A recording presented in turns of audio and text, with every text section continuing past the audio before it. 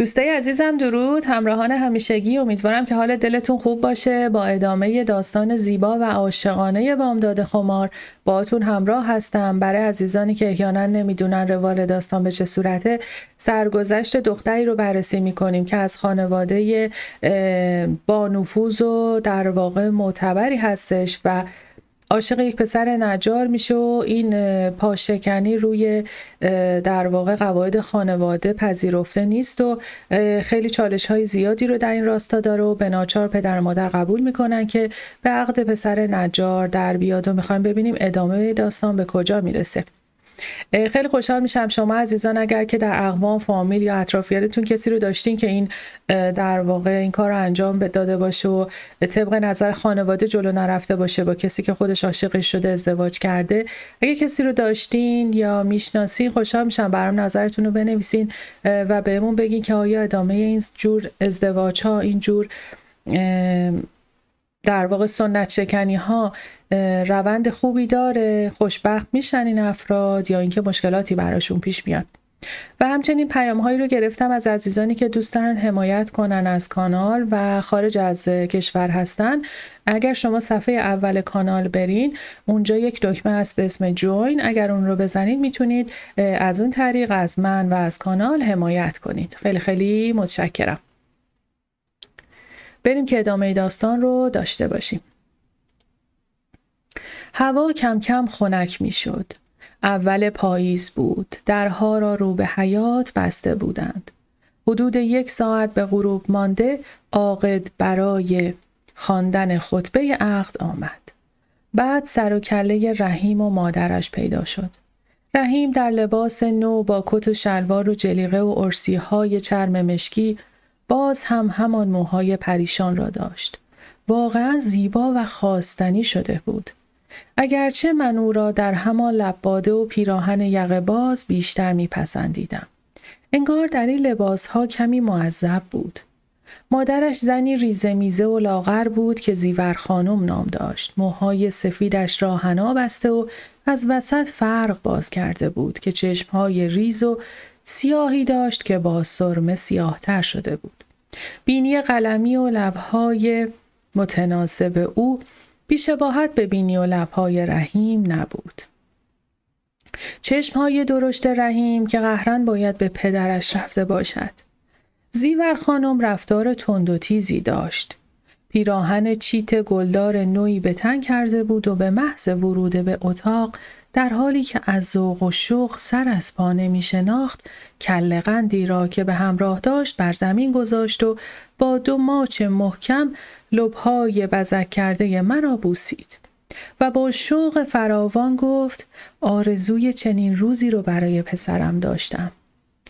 بوی گلاب نمیداد. من با صورت بند انداخته و بزک کرده، با لباس ساتن صورتی که برای خواستگاری پسر شازده دوخته بودند، نشسته بودم و انگار خواب میدیدم. فقط دلم میخواست رحیم که پیش از عقد توی حیاط ایستاده بود زودتر بیاید و مرا ببرد تا از زیر این نگاه‌های کنجکاو، غمگین و یا ناراضی، از این بروبیاهای مصنوعی که دایه و دده خانم به راه انداخته بودند، از این مراسم حقارتبار که برایم ترتیب داده بودند زودتر خلاص شوم. عاقد به اتاق 5 دری که پدرم با بی‌اعتنایی و با چهره‌ای گرفته در آن نشسته بود رفت و پشت در اتاق گوشواره که من در آن بودم قرار گرفت و خطبه را خواند. وقتی به مبلغ مهریه که پدرم 2500 تومان قرار داده بود رسید، مادر رحیم با چنگ به گونه‌اش زد و گفت: وای، خدا مرگم بده الهی. خطبه 3 بار خوانده شد. باید صبر می کردم و بعد از گرفتن زیرلفظی بله را می گفتم. ولی ترسیدم که آنها چیزی برای زیرلفظی نداشته باشند. پس در دفعه 3 بلافاصله بله گفتم. دده خانم بر سرم نقل و پول شاباش کرد که مادر رحیم و خجسته خنده کنان جمع می کردند. حقارت مجلس دلازار بود. تلاش‌های معصومانه خجسته و کوشش‌های پرمهر دده خانم و دای خانم کافی نبود تا از واقعیت‌ها جور دیگری وارونه جلوه دهند.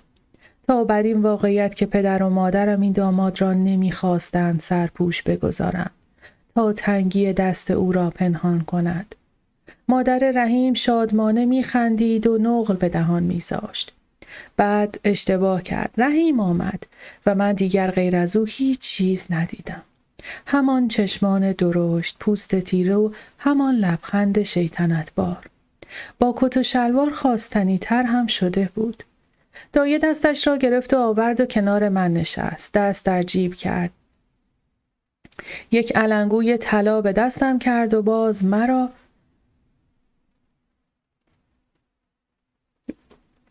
بوسید. انگشتر جواهر نشانی در کار نبود که برق آن چشم همه را خیره کند. در عوض من خیره به برق چشمان او نگاه می کردم. هیچ عروسی در دنیا دلگرفته تر و خوشبخت‌تر از من نبود. مخصوصاً وقتی که با دست محکم مردانش دست کوچک و نرم مرا گرفت و گفت آخر زن خودم شدی. و باز همان لبخند شیطنت آمیز. لبهایش را از هم گشود و دندانهای ردیف مرواریدگونه‌اش را به نمایش گذاشت. خواهر بزرگترم که با اندوه و یأس در آستانه در اتاق ایستاده بود و با دلی گرفته تماشا می‌کرد جلو آمد. یک جفت علنگوی پت و پهن به دستم کرد و مرا بوسید. یک کلام با رحیم صحبت نکرد. شک داشتم که حتی نیم نگاهی هم به چهره او افکنده باشد. نمیدانستم آیا اگر او را در خیابان ببیند باز میشناسد یا نه. سکوتی برقرار شد. مادر رحیم برای شکستن آن سکوت تلخ هل کشید و هلهله کرد. دایی یک سینی برداشت و ضرب گرفت. مادر رحیم و دده خانم و خجسته دست می زدند. پدرم با مشت به در کوفت. انگار که به قلب من می کوبد. به صدای بلند و خشنی گفت چه خبرته؟ صدا تو سرت انداختی دای خانم؟ دایی از این سو با رنجش آشکاری گفت وا آقا خب دخترمون داره عروس میشه شادی میکنیم دیگه شگون داره. پدرم آمرانه فریاد زد. اینجا این سر و صداها رو راه ننداز. دنبکو بده دستشون ببرن خونهشون تا کله سحر هر قد میخوام بزنن. دیگه نمیدانستیم چه باید بکنیم. خواهر بزرگم رفت و برگشت و دایه سرخورده و دلخور سینی را زمین گذاشت. محبوب بیا آقا جون با تو کار دارن. فقط با من؟ رحیم گویی وجود نداشت. از جا بلند شدم و وارد پنجدری شدم و در را پشت سرم بستم. پدرم روی یک مبل افتاده بود. سر را بر پشتی مبل نهاده، پاها را تا وسط اتاق دراز کرده بود. مچ پای راستش روی مچ پای چپ قرار داشت. نه تنها تکمه کتش باز بود، بلکه نیمی از تکمه‌های بالای جلیقه و یقه پیراهنش نیز گشوده بود. مثل اینکه احساس تنگی نفس می‌کرد. هرگز او را اینقدر آشفته حال و نامرتب ندیده بودم. دستها را بی حس و حال روی دسته مبل نهاده و مچ دستهایش را از دسته مبل رو به پایین آویزان کرده بود. رنگ به صورت نداشت و به سقف خیره بود. جواهری را از چنگش به یغما برده بودند. مادرم در لبه پنجره نشسته و به شیشه های رنگین ارسی تکیه داده بود. انگار او نیز جان در بدن نداشت. حتی چادر نیز بر سر نیفکنده بود. با پیراهن گلدار آنجا نشسته بود و دستها را سست و بیجان بر زانو انداخته بود. مرا که دید برخاست و جلو آمد. یک انگشتر الماس نسبتاً درشت پیش آورد و در دست من گذاشت. نگفت مبارک باشد. گفت این را از من یادگاری داشته باش. و اشک ریزان از در اتاق خارج شد. همچنان سر به زیر افکنده و دستها را به هم گرفته و ایستاده بودم. پدرم مدتی ساکت ماند. من نمیدانستم چه باید بکنم. خواهرم در کنارم بود. پدرم رو به سقف کرد. با صدای آهسته و بیجان گفت به تو گفته بودم ماهی 30 تومان کمک خرجی برات میفرستم. میخواستم بگم شما کی با من حرف زده بودید ولی فقط گفتم نه آقا جون. میدم دای خانم برج به برج برات بیاره. با زحمت زیاد دست راست را بالا برد و در جیب داخل جلیقه کرد. یک سینه ریز مجلل طلا از آن بیرون کشید و به طرفم دراز کرد. بیا بگیر، این برای توست. با احترام 2-3 قدم جلو رفتم و سینه ریز را گرفتم. بنداز گردنت. با کمک خواهرم سینه ریز رو به گردن انداختم. پدرم نگاهی به اون و به صورت جوان و بزک کرده من کرد و مثل مریضی که درد میکشه چهرهش در هم رفت و دوباره سر را بر پشتی مبل تکیه داد و دستهایش از مچ از دسته مبل آویزان شد. هیچ هدیه‌ای برای رحیم نبود. اصلاً اسمی هم از او نبود. خب برو به سلامت. جرأتی به خود دادم و با صدایی که به زحمت از حلقومم خارج می شد گفتم آقا جون دعام نمی کنید؟ در خانواده ما رسم بود که پدرها شب عروسی فرزندشون هنگام خداحافظی دعای خیر بدرقه راهشون می کردن و براشون سعادت می خواستن. دعاهای پدرم در حق نصحت را دیده بودم که اشک به چشم همه حتی عروس و داماد آورده بود. آن زمان به این مسائل اعتقاد داشتن. اون زمان دعاها گیرا بود. پوزخند تلخی بر گوشه لبان پدرم ظاهر شد. سکوتی بین ما به وجود آمد. انگار فکر میکرد چه دعایی باید بکند. پدرم با همان حالی که نشسته بود 2 انگشت دست راست را با بیحالی بلند کرد. سرش همچنان بر پشت مبل تکیه داشت. گفت 2 تا دعا در حقت میکنم. یکی خیر است و یکی شر. با ترس و دلهره منتظر ایستادم. خواهرم با نگرانی و دلشوره بی اراده دستها را به حالت تضرع به جلو دراز کرد و گفت آه آقا جون. پدرم بی اعتنا به او مکسی طولانی کرد و گفت دعای خیرم اینه که خدا تو رو گرفتار و اسیر این مرد نکنه. باز سکوتی برقرار شد. پدرم آهی کشید و قفسه سینش بالا رفت و پایین آمد و ادامه داد. دعای شرمونه که 100 سال عمر کنی. سر جایم میخکوب شده بودم. نگاهی متعجب با خواهر بزرگترم رد و بدل کردم. این دیگر چه جور نفرینی بود؟ اینکه توی دلت میگویی این دعا که شر نیست، خیلی هم خیر است. ولی من دعا میکنم که 100 سال عمر کنی و هر روز بگوی عجب غلطی کردم تا عبرت دیگران بشوی. حالا برو. نزدیک در رسیده بودم که دوباره پدرم صدایم زد. اینکه اسمم را ببرد نه، فقط گفت صبر کن دختر. بله آقا جون. تا روزی که زن این جوون هستی نه اسم منو میبری نه قدم به این خونه میذاری. فقط گفتم خداحافظ. به سلامت. برخلاف رسوم متداول اون زمان که دخترها هنگام ترک خانه گریه می‌کردند، هیچ یک از ما گریه نکردیم. خجسته و نزهت مرا بوسیدند. گریه مال عروس‌هایی بود که در آن دل همه خون نباشد. سوار کالاسکه پدرم شدیم. کروک کالاسکه را کشیده بودم، یا به علت شرمندگی پدرم یا به دلیل خنکی هوای اول پاییز. دایه مقداری شیرینی و قند و یک قابلمه بزرگ غذا در کالاسکه گذاشت و خودش هم سوار شد. وقتی مادر رحیم خواست سوار شود، رحیم خم شد و گفت نه جا نیست، برو خونه. مادرش گفت آخه امشب شب عروسی توه. باز همان لبخند تمسخرآمیز بر لبان رحیم نشست. برای همین میگم برو خونه دیگه. باز خاری در دلم خلید. خوشم نیامد. در برابر چشم دایه مثل 2 مجسمه مؤدب و دست به زانو نشستیم. به دستور دایه کالاسکه از چند خیابان و 1-2 کوچه گذشت و در محله نسبتاً شلوغی مقابل یک خانه کوچک ایستاد. دایه کلیدی از جیب بیرون کشید و در چوبی سبز رنگ کوچکی را گشود. وارد دالان باریکی شدیم. سمت راست دالان مستراح بود. وقتی دالان به انتها می رسید با یک پله به حیاط مربوط می شد. هیزم اندکی در گوشه انبار قرار داده بودند.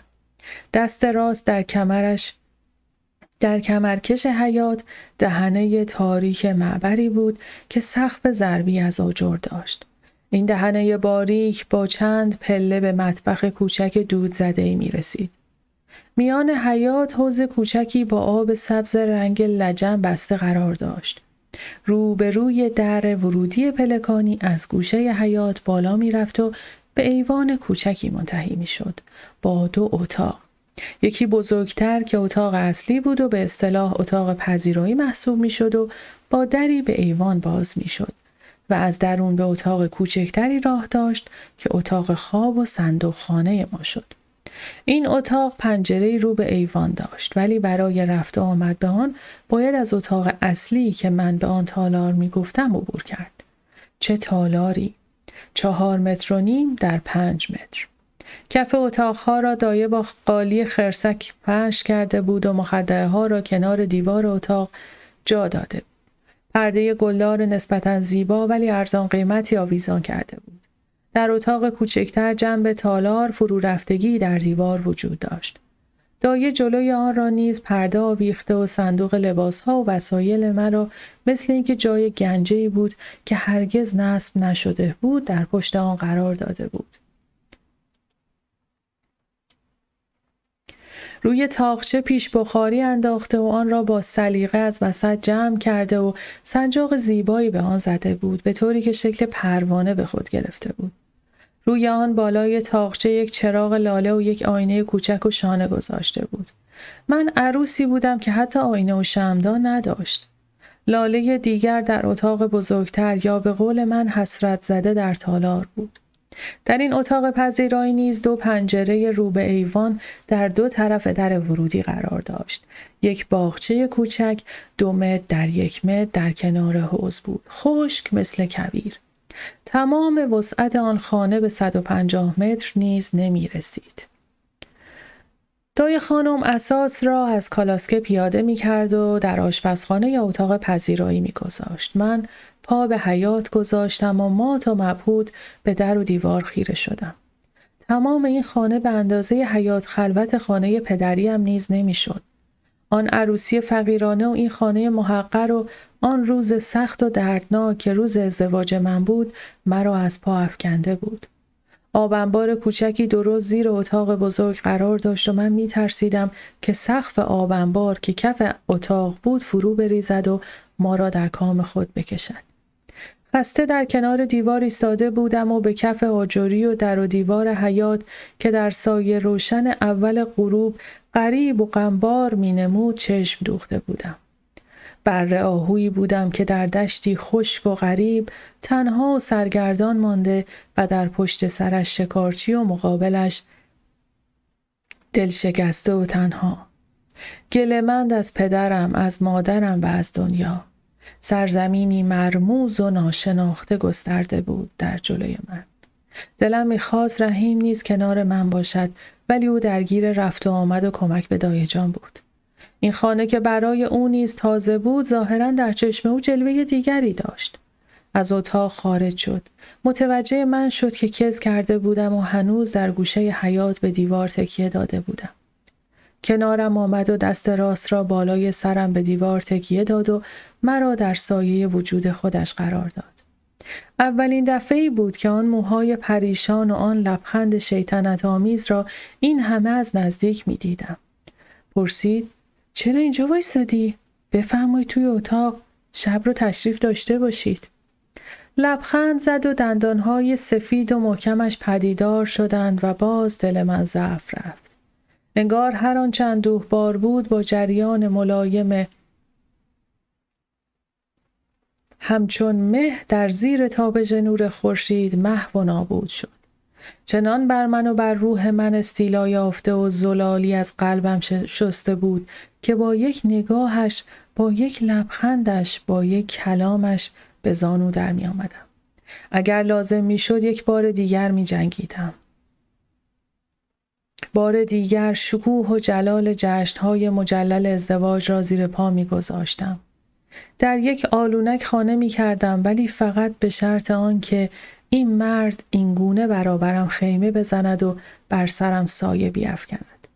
حالا تازه متوجه می شدم که او یک سر و گردن از من رشیدتر است. گرچه دایه سفره را گسترده و بر آن بساط شام را چیده بود، دیگر گرسنه نبودم. دلم نمیخواست شام بخورم. دیگر حتی حضور دایه را نیز نمیخواستم. فقط تنهایی را میخواستم و فقط رحیم را میخواستم. از شوخ طبعی او لذت میبردم. حالا دیگر بوی چوب نمیداد. ولی زلفهایش همچنان پریشان بود و چشمانش همان چشمانی بود که چنان برقی از آنها ساطع میشد که وجود مرا تسخیر میکرد. تنها حضور او در کنار من به قلبم آرامش میبخشید و آلام مرا تسکین میداد. انگار خبر خوش و مژده شادی بخشی شنیده باشم. خوشحال میشدم. رحیم دوباره پرسید: امشب سر ما منت میذارید؟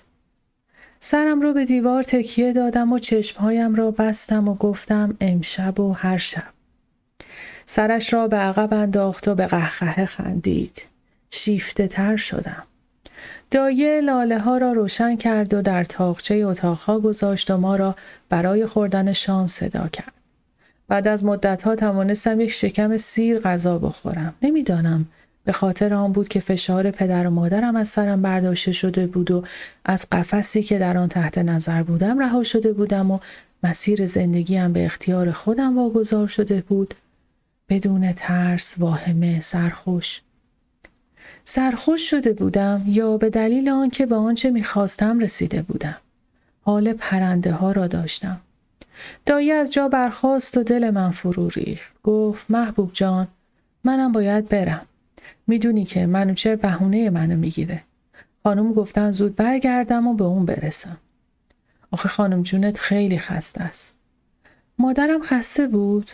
برای عروسی دخترش زحمت کشیده بود. چه کرده بود؟ چه گلی بر سر من زده بود؟ حالا دایه را هم احضار کرده بود. آن هم در شب زفاف من. شبی که خانواده عروس تا صبح در خانه او میمانند و او را تنها نمیگذاشتند. ولی در نظر پدر و مادر من رحیم شوهر من آنقدرها ارزش نداشت. در نظر آنها او باید مرا به هر صورتی که بودم قبول میکرد و روی سر خود میگذاشت. حتی اگر معلوم میشد دست گل به آب دادم و 2 بچه هم دارم، باز رحیم مرا با منت میپذیرفت. مرا، این تافته جدا بافته را. بنابراین حتی حضور دایه نیز غیر ضروری بود. با رنجش از جا برخاستم و گفتم میرم دستهایم رو بشورم. دایه از پله ها پایین دوید و با پاش از پاشی را آورد. آب حوض کثیف و لجن گرفته بود. میدانست که با آن دست نمیزنم. رحیم هم همراهم آمد. دایه آب ریخت و ما دست و دهانمان را شستیم و خوش کردیم. رحیم رفت تا چراغبادی را روشن کند و روی پله دالانی بگذارد که به در کوچه منتهی میشد تا دایه هنگام رفتن جلوی پای خود را ببیند. بیچاره فیروزخان گرسنه و تشنه توی کالاسکه منتظر دایه بود. با وجود اصرار من، دایه جانم لازم ندیده بود که به او شام بدهد و گفته بود چه خبر است؟ لازم نیست اول غروب شام بخوره. میره خونه شامشو میخوره. دیر که نشده. نترس، از گرسنگی نمیمیره. دایه مرا از پله ها بالا و به اتاق تالار برد و در اونجا در بین اون اتاق و اتاق کوچکتر که هجله زفاف من نیز بود در را گشود. رخت خواب ساتن صورتی را روی زمین پهن کرده بود.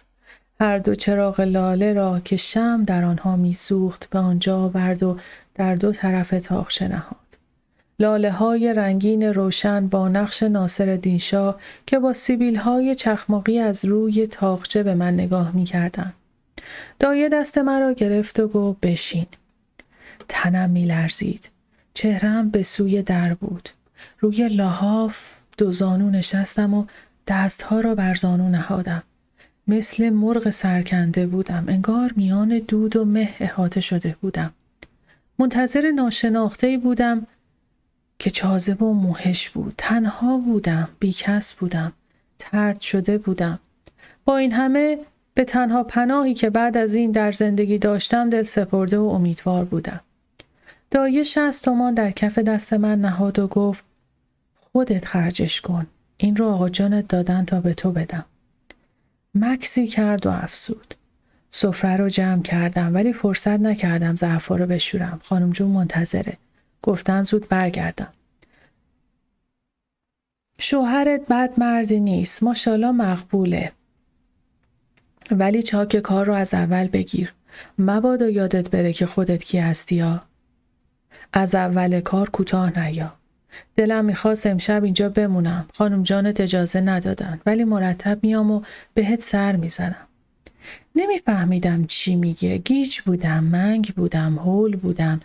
مثل مستا سکندری میخوردم. انگار خواب میدیدم. گفتم اینو بده به فیروز خان و 2 تومان کف دستش گذاشتم. گفت زیاده. گفتم عیبی نداره، این هم برای خودت. 3-4 تومانم به خودش دادم. تعارف کرد، نمیگرفت. به اصرار دادم. پیشانی مرا بوسید و از جا بلند شد و از در بیرون رفت و آن را بست. بعد صدای در تالار را شنیدم که بسته شد.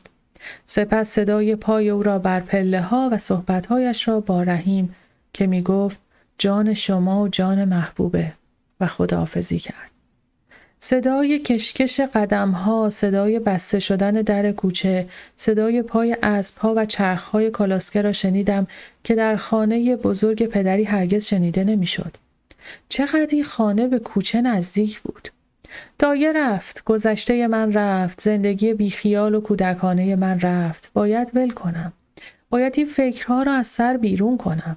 در این خانه تنها ماندم. با رحیم که نمیدانم کجاست، که نمیدانم چرا نمی آید. آخر کار خودم را کردم. این چه کاری بود که کردم؟ این اتاق کوچک که با تعجب به دور و بر آن نگاه می کنم خانه من است. آخ، مادرم را می خواهم، آقا جان را، خجسته را که با هم کتککاری کنیم، منوچهر را که با او بازی کنم، دایه جانم را، دده خانم، فیروز خان، حاج علی را که نفهمم کی صبح می شود و کی شب می شود. حالا با این همه ظرف که در مطبخ جمع شده چطور غذا پخته می شود؟ چه کار کنم؟ نه، نباید گریه کنم. دلم می خواهد همه اینها را در خواب دیده باشم. صبح که بیدار می شوم در خانه خودمان باشم. آه، صدای پای رحیم است که از پله ها بالا می آید. چقدر خوب است که زنش شدم. چقدر خوب است که اینجا هستم. در تالار باز و بسته شد. زندگی در خانه پدرم چقدر سوت و کور بود، بیمزه بود. در اتاقی که در آن نشسته بودم گشوده شد. خانه پدرم دور شد. همه چیز از یادم رفت. در میان در رحیم ایستاده بود. به چارچوب در تکیه کرده بود. با دستهای چپ چراغ بادی را که از حیاط آورده بود بالا گرفت. من همچنان نشسته بودم ولی سرم را پایین نینداختم. نور چراغ که بر چهره او افتاده بود بیش از نیمی از آن را روشن کرده بود. زلف‌های پریشان بر پیشانیش قرار داشت و نیمی از آن روشن‌تر از نیم دیگر بود که در تاریکی مانده بود. نور بر او میتابید و گردن و سینه او را که از یقه باز پیراهنش دیده میشد روشن میکرد و من پوست تیره و مسحور او را میدیدم، تماشا میکردم. رگ‌های برجسته را که از عضلات محکم مردانه او بیرون زده بود نگاه میکردم. خیره تناسب حیرت انگیز و خواستنی آن بودم. ضرر نکرده بودم، انتخاب خوبی کرده بودم. همان لبخند جذاب و شیطنت آمیز بر لبانش بود و گفت بالاخره. سر به زیر افکندم. گفت نه، بذار سیر تماشات کنم. باز سر بلند کردم و لبخند زدم. ایستاده بود و به دقت تماشایم می‌کرد. آهسته گفت تمام شب‌هایی که راحت خوابیده بودی می‌دونستی چی بر من می‌گذره؟ با تعجب گفتم راحت خوابیده بودم؟ بی اراده دستها را به سویش دراز کردم و ادامه دادم. التماس می‌کردم خدایا اونو به من بده. اون رو به من برسون. هر شب دستام به آسمون دراز بود. به درگاه خدا التماس می‌کردم. آهسته وارد شد و در را بست. چراغ بادی را بین 2 لاله قدیمی توی تاقچه گذاشت و من همانطور که نشسته بودم به سوی او چرخیدم. مثل کسی که با خودش حرف میزند گفت من که نمیفهمم چه کردم. چه ثوابی به درگاه خداوند کردم که تو رو به من پاداش داد. هنوزم گیجم. انگار خواب میبینم. میترسم بیدار شم. آخه چی شد که از آسمون به دامن من افتادی محبوبه؟ که هر روز مثل قرص قمر بر در دکان تاریک من ظاهر شدی؟ که نفسمو بریدی دختر؟ بعد از ماها چشمونم رو بستم و سرخوش از ته دل خندیدم. عمه جان ساکت شد. خسته بود، روحاً و جسماً. سودابه آهسته از جا برخاست. به آشپزخانه رفت تا یک لیوان شیر گرم بیاورد.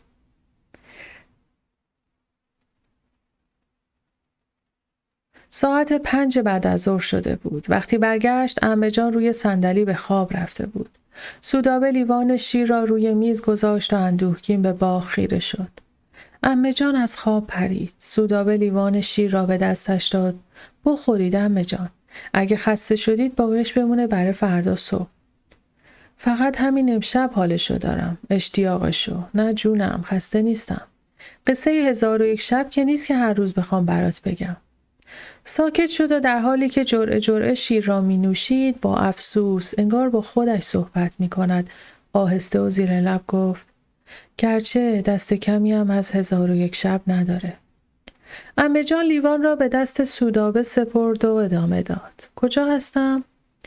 صبح شده. سماور قلقل میکنه. خسته هستم. آفتاب بالا اومده. چقدر روشنه. بوی نون تازه. باز خوابم میاد. حالا زوده. صبر میکنم تا دایه جون بیاد و بیدارم کنه. ناگهان بیدار شدم. اینجا هستم. خونه رحیم. خونه خودم. زن رحیم هستم. پس چه کسی سماور رو روشن کرده؟ در جای خودم قطع خوردم و از پنجره به آسمون خیره شدم. در باز شد و رحیم وارد شد. بلند نمیشی؟ تنبل خانوم؟ خندیدم. وای اونقدر گرسنه هستم که نگو. میدونم سماور روشنه، ناشتایی آماده است. وای من میخواستم بلند شم. نمیخواد شما بلند شین خانم نازنازی، من سماور رو روشن کردم. نون تازه‌ام برات خریدم، ظرفارم شستم. با شرمندگی گفتم ظرفا رو خدا مرگم بده. خدا نکنه. 2 ساعت به ظهر بود که برای خوردن ناشتایی از آن اتاق کوچک بیرون آمدیم. سماور از جوش افتاده بود. تکه‌ای از نان سنگک را برداشتم. 2 آتیشه بود. بوی نان داد ولی پنیر مانده بود. رحیم این که بوی نان میده. خندید. بده ببینم. پنیر رو بو کرد. پنیر به این خوبی؟ خودم صبح خریدم. کجاش بوی نان میده؟ بخور ناز نکن. منم خندیدم. کاش یکم پنیر از خونه آقا جونم آورده بودیم. پنیر چه فرقی میکنه؟ تا 3-4 روز سر کار نمی رفت. با این همه رفته بود و دکان تازه را دیده بود. گفتم رحیم جان سر کار نمیری؟ میگفت بیرونم میکنی؟ وای نه به خدا، ولی دکون چی میشه؟ اول باید کمی وسیله بخرم، ابزار کار ندارم ولی انشالله جور میشه. دوون به اتاق خوابمون رفتم و برگشتم. بیا این 54 تومان رو بگیر، آقا جونم داده، کارت راه میفته. راه که میفته ولی پولت باشه برای خودت، آقا جونت برای تو داده. گفتم من و تو که نداریم، انشالله کارت که رو به راه شد 2 برابر پس میدیم. خندید و پول را به طرف من هل داد. از من اصرار و از او انکار. عاقبت پول را برداشتم و گفتم اگه قبول نکنی میریزم توی اجاق. قیافم چنان مصمم بود که گفت من از تو لجبازتر ندیدم دختر. و پول را از دستم گرفت و دستم را چنان فشرد که از درد و شادی فریاد زدم. انگشتانم را بوسید. کمی مکث کردم و با تردید گفتم رحیم فکر نظام نیستی؟ با تعجب پرسید فکر نظام؟ آره نمیخوای توی نظام بری؟ مگه نمیخواستی صاحب منصب بشی؟ ناگهان به یادش اومد. چرا البته. کمی فکر کرد و اضافه کرد. خیالم از جانبش آسوده بشه. بعد یه نفر رو میگیرم که جای من اونجا وایسه. اول باید به این دکان سرسامون بدم.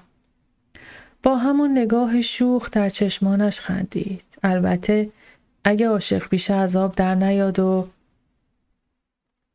یه شاگرد نجار عاشق بیشه نشه. خودم میرم نظام. آره شاگرد میگیرم. هر دو خندیدیم. راه و چاه خونه‌داری رو بلد نبودم. کار کردن رو بلد نبودم. بدتر از همه خرید کردن رو بلد نبودم. از رفتن به در دکون بقال، قصاب و نونوار داشتم. صبحا اون زود از خواب بیدار می شد، نون می خرید و سماور رو روشن می کرد و بعد تا من رخت خوابا رو جمع کنم ظرفا رو می شست. ولی بازم آرم می اومد. دلم نمیخواست شوهرم ظرف بشوره. دلم میخواست کلفت داشتیم، نوکر داشتیم، ولی مگه میشد؟ زندگی واقعی چهره نشون میداد. زندگی فقط آواز قمر نبود. کاغذ پراکنی از سر دیوار نبود. دیگه نگاه‌های دزدانه و عاشقانه و آه‌های جگرسوز نبود. حافظ نبود. لیلی و مجنون نبود. این هم بود. نون و گوشت و آب هم بود. عرق ریختن و نون در آوردن، جون کندن و خونه‌داری کردن، شستن، پختن، روفتن. با این همه زندگی در کنار اون شیرین بود. سهل و ممتنع بود. وقتی منو در مطبخ میدید، در اون مطبخ گود افتاده تاریک که در تدارک غذای ظهر بودم، میگفت مثل مرواریدی هستی که توی زغالدونی افتاده باشه. یا اینکه نمیخوام خراب بشه، حیف از این دستا نیست. نهار درست نکن محبوب جان، حاضری میخوریم. من تشویق میشدم. از سختی‌های کارم براش نمیگفتم. به هیچ وجه اجازه نمیداد ظرف بشورم. هر وقت از سر کار برمیگشت، بعد از خوردن غذا تمام ظرفا رو میشست. میگفت دستت خراب میشه. قوزت در میاد. با این همه تازه میفهمیدم جارو کردن حیاط، پختن غذا، رفت و روب خونه یعنی چی. هر کار جزئی خونه برای من عذاب و اکراه داشت. از سر و صدای بچه‌های محل و گفتگوی پر سر و صدای همسایه‌ها زجر میکشیدم. خونه پدرم چنان بزرگ بود که هرگز هیچ صدایی به درون خونه و حیاط و ساختمان‌های با شکوه اون نفوذ نمی‌کرد. مثل این خونه به اندازه پوست گردو نبود. چرا این محل انقدر شلوغ و پرهیاهو بود؟ فریاد گوشخراش آبحوزی، صدای لبو فروش، فروشندگان دورگرد، صدای لباس، کفش، پالتو، کت کهنه می‌خریم، صدای جیغ و داد بچه‌ها، رفت و آمد و گفتگوی آبرین و گاه صدای سم اسب‌ها و چرخ درشکه یا گاری‌ها. من همیشه گوش به زنگ تشخیص این صداها و قیاس اون با محله خودمون بودم. بدترین مرحله کشیدن آب حوض و شب‌هایی بود که نوبت ما بود. میراب محل می اومد و سر و صدا و احیانا جنگ و دعوای همسایه‌ها بر سر آب آغاز می‌شد. من در رخت خواب می‌موندم. چون هوا کم کم سرد شده بود. لحاف رو تا زیر گلو بالا می‌کشیدم و به گفتگوی میراب محله با رحیم و صدای رفت و آمد و آب انداختن به آب انبار و حوض گوش می‌دادم. بعد رحیم میومد، دستا رو به هم می‌مالید و میگفت اوه هوا داره سرد میشه. مگه چیکار می‌کردی؟ چقدر بروبیا و سر و صدا بود؟ به چه سر و صدای خانم جون؟ تو چقدر از مرحله پرتی؟ این محله که خیلی خوبه جونم. باید محله ما رو میدیدی. بدترین مرحله برای من این بود. نمیپرسیدم محلشون چه خبر بوده. نمیخواستم بدونم. خیالم راحت میشد که رحیم با زرنگی هم حوض را آب انداخته، هم آب انبار رو. حالا هم سرد و یخ کرده از هوای پاییز پیش من برگشته. اینجا حمام سردخونه نداشتیم. باید به حمام بیرون میرفتم. کسی هم نبود که بخچه و اسباب حمام را برای من درست کند یا با خودم به حمام ببرم. مثل دایی جان و دده خانم اسباب حمامم را زیر بغل می زدم و با خودم می بردم. وقتی می خواستم به حمام بروم از روز قبل عزا می گرفتم. بخچه حمام را خیلی کوچک و مختصر می بستم تا بتوانم آن را زیر چادر بگیرم. زود می رفتم و کارگر می خواستم. اینجا مثل محله خودمان سرشناس نبودم. کارگرها دیگران را به خاطر گل روی من کنار نمی گذاشتند. باید منتظر نوبت می شدم و یا خودم را می شستم. اینجا دیگر کسی تملق مرا نمی گفت. مشت و مال و ناز و نوازش در بین نبود. از ترشی و گوشت کوبیده شب مانده خبری نبود. هر وقت رحیم به حمام می رفت من خواب بودم و قبل از اینکه من بیدار شوم بازگشته بود و من خوشحال بودم. چون دلم نمی خواست او آنطور بخچه به بغل در راه بازگشت از حمام را اون را ببینم. به یاد حاج علی می افتادم. مشکل بعدی شستن رخت و لباس بود. اصلا نمیدانستم چه باید بکنم. تمام لباس‌هایمان کثیف شده و گوشه صندوقخانه اتاق تلمبار شده بود. اولین ماهی که دایه آمد و 30 تومن مرا آورد گفتم دایه جان بگو رخشویی خودمون بیاد، هر 2 هفته یه بار. با نگرانی گفت نه جانم، اون که این همه راه رو تا اینجا نمیاد، تا به اینجا برسه ظهره. فهمیدم که صلاح نمیدونه او وضع زندگی منو ببینه. پس من چیکار کنم؟ خودم یکی رو در همین هول و هوش پیدا میکنم. باید به دکاندارا بسپرم. اون روز دایه جونم لباسهای ما رو شست و تا قبل از پایان ماه توانست زنی دراز و لاغر و پرکار رو پیدا کنه. اسمش محترم بود و 15 روز یک بار می اومد تا لباسهای ما رو بشویه. رحیم کاری به این کارها نداشت. عاقبت بعد از 30 روز مادر رحیم به دیدن ما اومد. زن بامزه و بذلگویی به نظرم رسید، گرچه اصلا قابل مقایسه با خانم جان خودم یا حتی خاله و زنمو و عمه جانم نبود. حرکاتش تند و زبر و زرنگ بود. با اصرار از من میخواست کمک کند. گفتم خانم به خدا کاری ندارم، فقط یه نوک پا میرم برای ظهر خرید میکنم و برمیگردم. به اصرار پول رو از من گرفت و خودش برای خرید رفت. من نفسی به راحتی کشیدم. از خرید کردن بیش از هر کاری عار داشتم. برنج و روغن را دایه از خانه پدرم آورده بود، ولی سبزی و گوشت خریدن برایم عذابی بود. چادرش را به کمر بست و همه چیز را شست و آماده کرد و مرتب گذاشت. من بدم نمی آمد، ولی مرتب تعارف می کردم. بعدش چی؟ باید دوباره سبد می گرفتم و به کوچه و خیابان می رفتم. این هم برای 2-3 روز. رحیم آمد و هر سه با هم نهار خوردیم. مادر شوهرم با من مهربان بود. بی نهایت به او احترام می گذاشتم. همانطور که مادرم رفتار می کرد. همانطور که به من یاد داده بودم. بعد از چای عصر مادر شوهرم چادر بر سر افکند که برود. خواستم به همراه رحیم تا نزدیک در کوچه همراهش بروم. تعارف کرد و چون اصرار کردم به جان پدرم قسم داد نه محبوب جان. جان آقا جونت نیا. من ناراحت میشم. با رحیم تا وسط حیاط رفتند ولی جلوتر نرفت. همانجا ایستاده بود و با رحیم پچ پچ میکرد. خیلی آرام و آهسته به پنجره اتاقی که من در آن بودم اشاره کرد. کلافه بود. با عصبانیت دست تکان میداد، به چپ و راست میرفت. حتی یک بار تا نزدیک پلکان آمد و دوباره برگشت.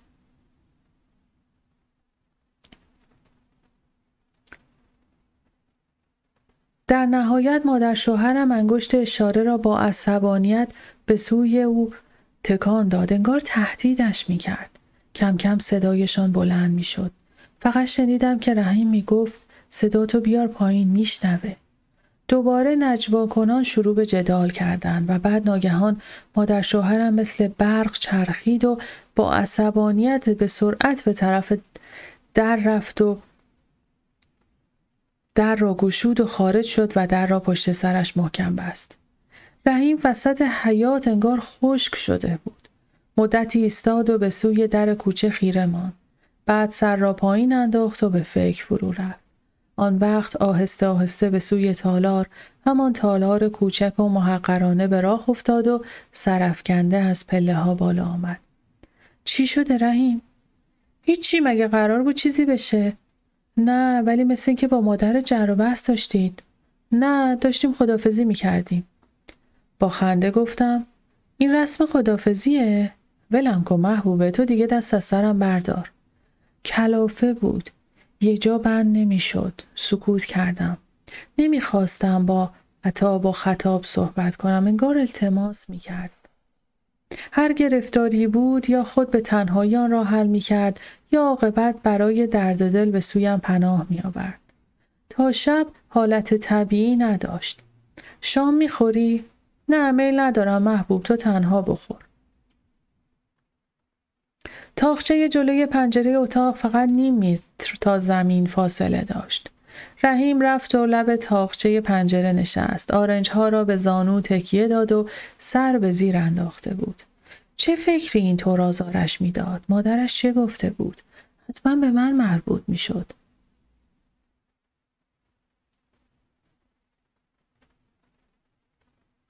آخه رحیم گفت میشنوه.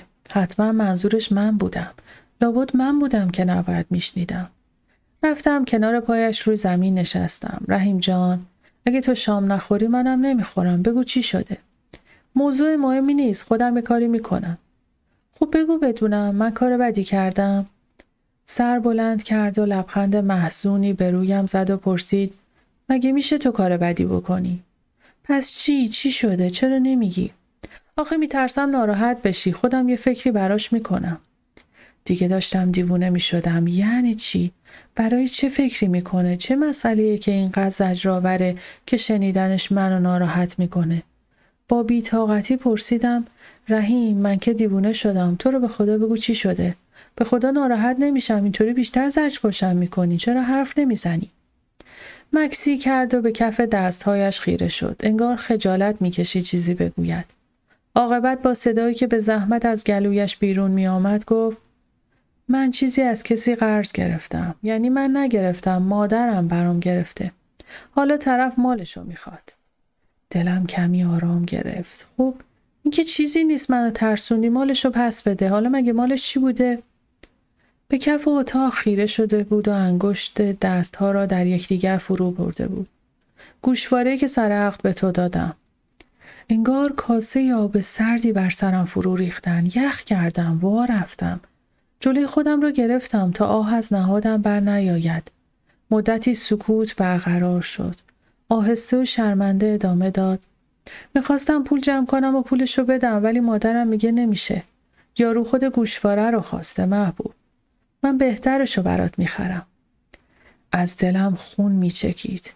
چنین روزی رو به خواب هم نمیدیدم. با این همه دلم به حالش سوخت. انگار غرورش مثل شمع قطره قطره آب میشد و بر زمین میریخت. دست روی زانویش گذاشتم. رحیم جان، من تو رو میخوام، نه گوشواره رو. چرا زودتر نگفتی؟ همین الان میارم. بلند شدم و به اتاقی که اتاق خواب و صندوقخانه ما بود دویدم و گوشواره را با علنگویی که مادرش داده بود آوردم و به دست او دادم. گفت علنگو رو دیگه چرا؟ این مال مادرمه، پولشو قسطی به اون میدم. شستم خبردار شد. پس مادرش علنگو رو هم خواسته بود. همان زنی که آن روز از صبح تا شب قربون صدقه من رفته بود.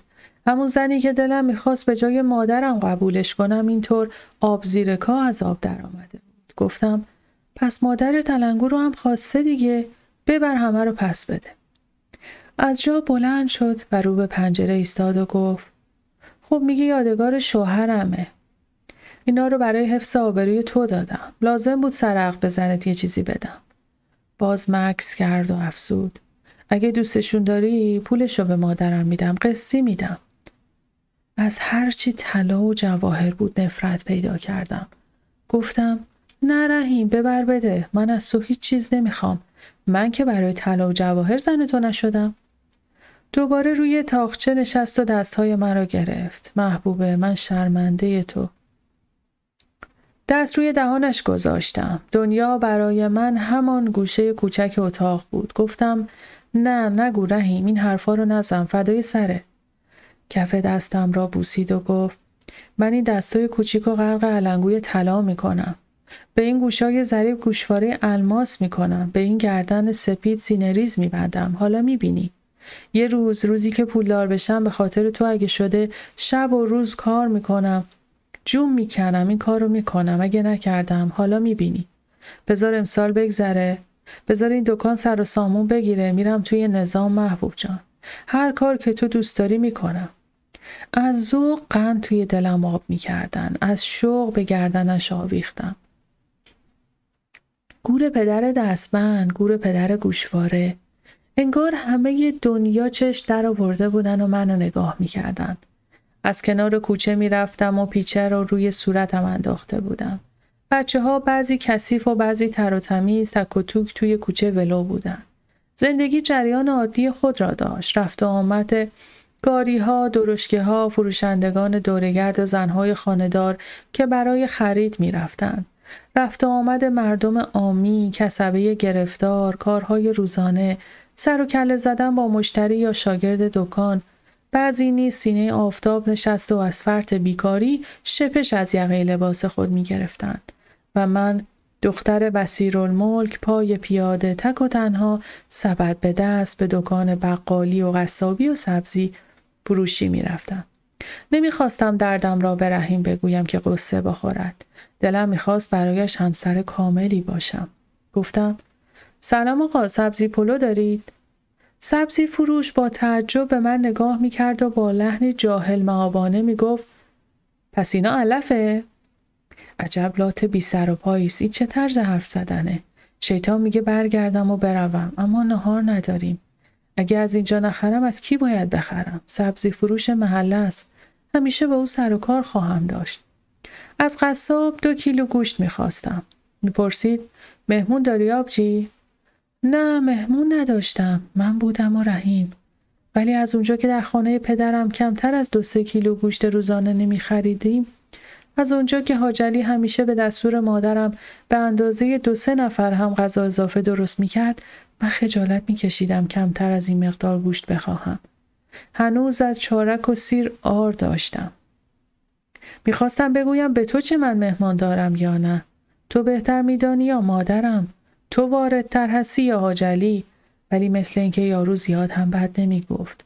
ما که 2 نفر بیشتر نیستیم. گفتم خب 1 کیلو. نگاهی با تعجب به سر و پای من میانداخت و گوشت را به دستم میداد و با خودش بر میزد. خودش هم نمیدونه چی میخواد. باز با خشم می آمدم و باز جلوی خود را می گرفتم. زنهای دیگر می آمدند و سر 2 سیر و نیم گوشت و 1 کیلو سبزی 2 ساعت با قصاب و سبزی فروش کلنجار می رفتن. گوشت خوب می خواستن، سبزی بدون گل می خواستن که تازه باشه. گوشت من همیشه پر از آشغال و نپز بود. سبزی پر از گل بود. رحیم وقتی گوشت رو می دید ناچار اون رو می برد تا پس بده و یا به قول من گوشت خوب تهیه کنه. با این همه کم کم عادت می کردم. ولی گاهی غم سقوط از زندگی راحت در خانه پدری به دلم نیش می زد.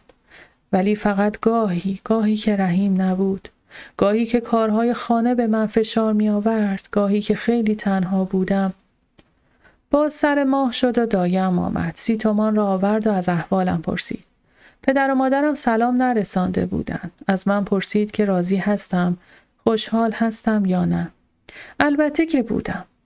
وقتی که نشست دایی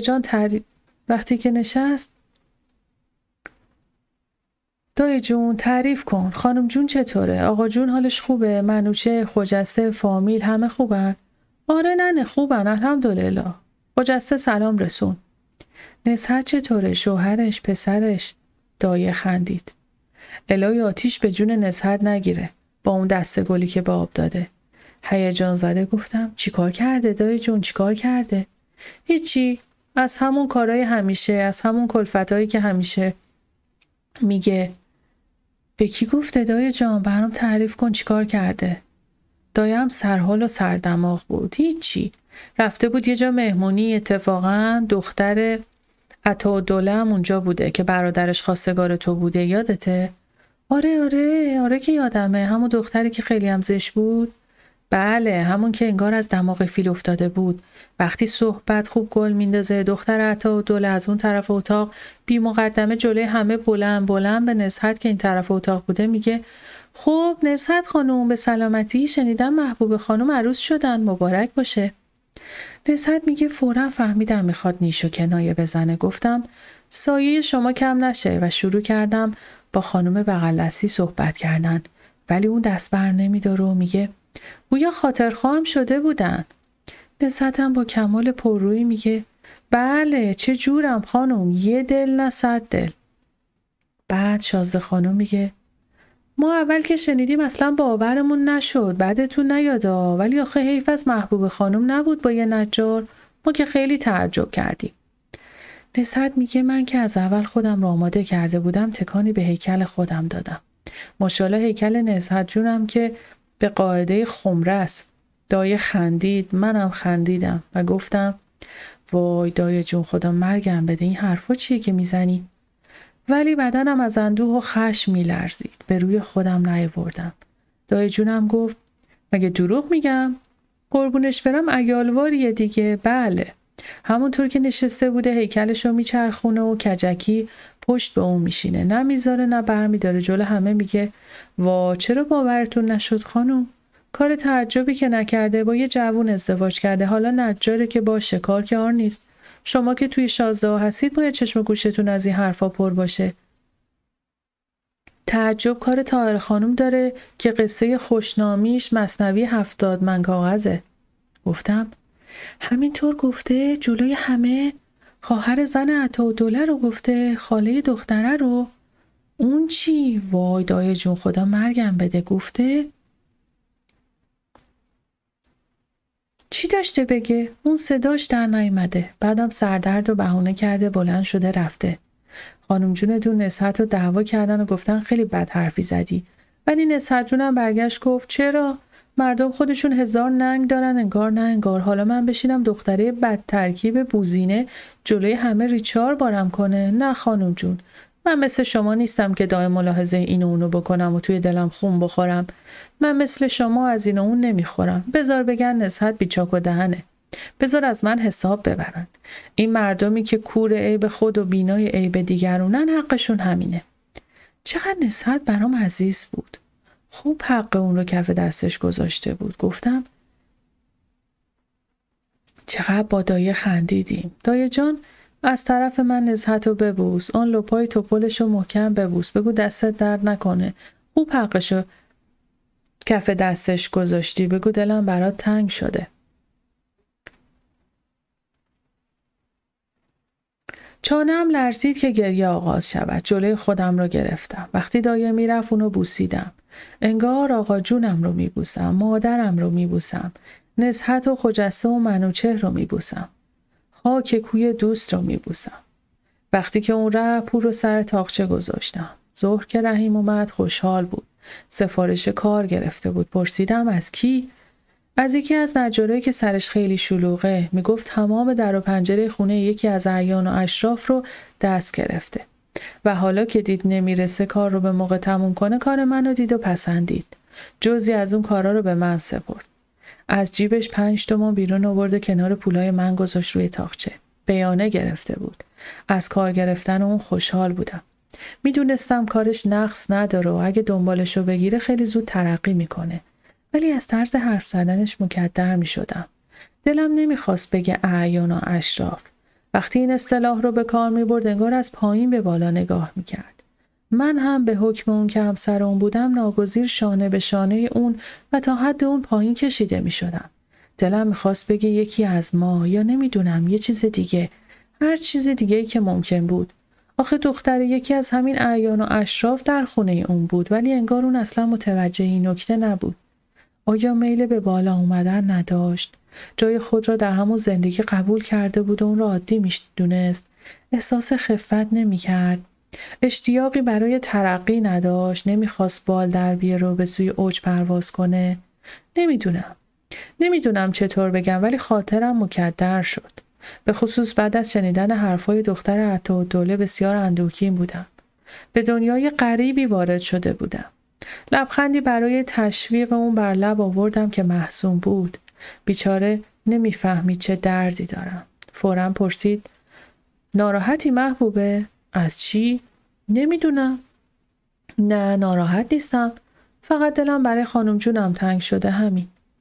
خندید و کنارم نشست. دستشو زیر چونم زد و سرمو بلند کرد.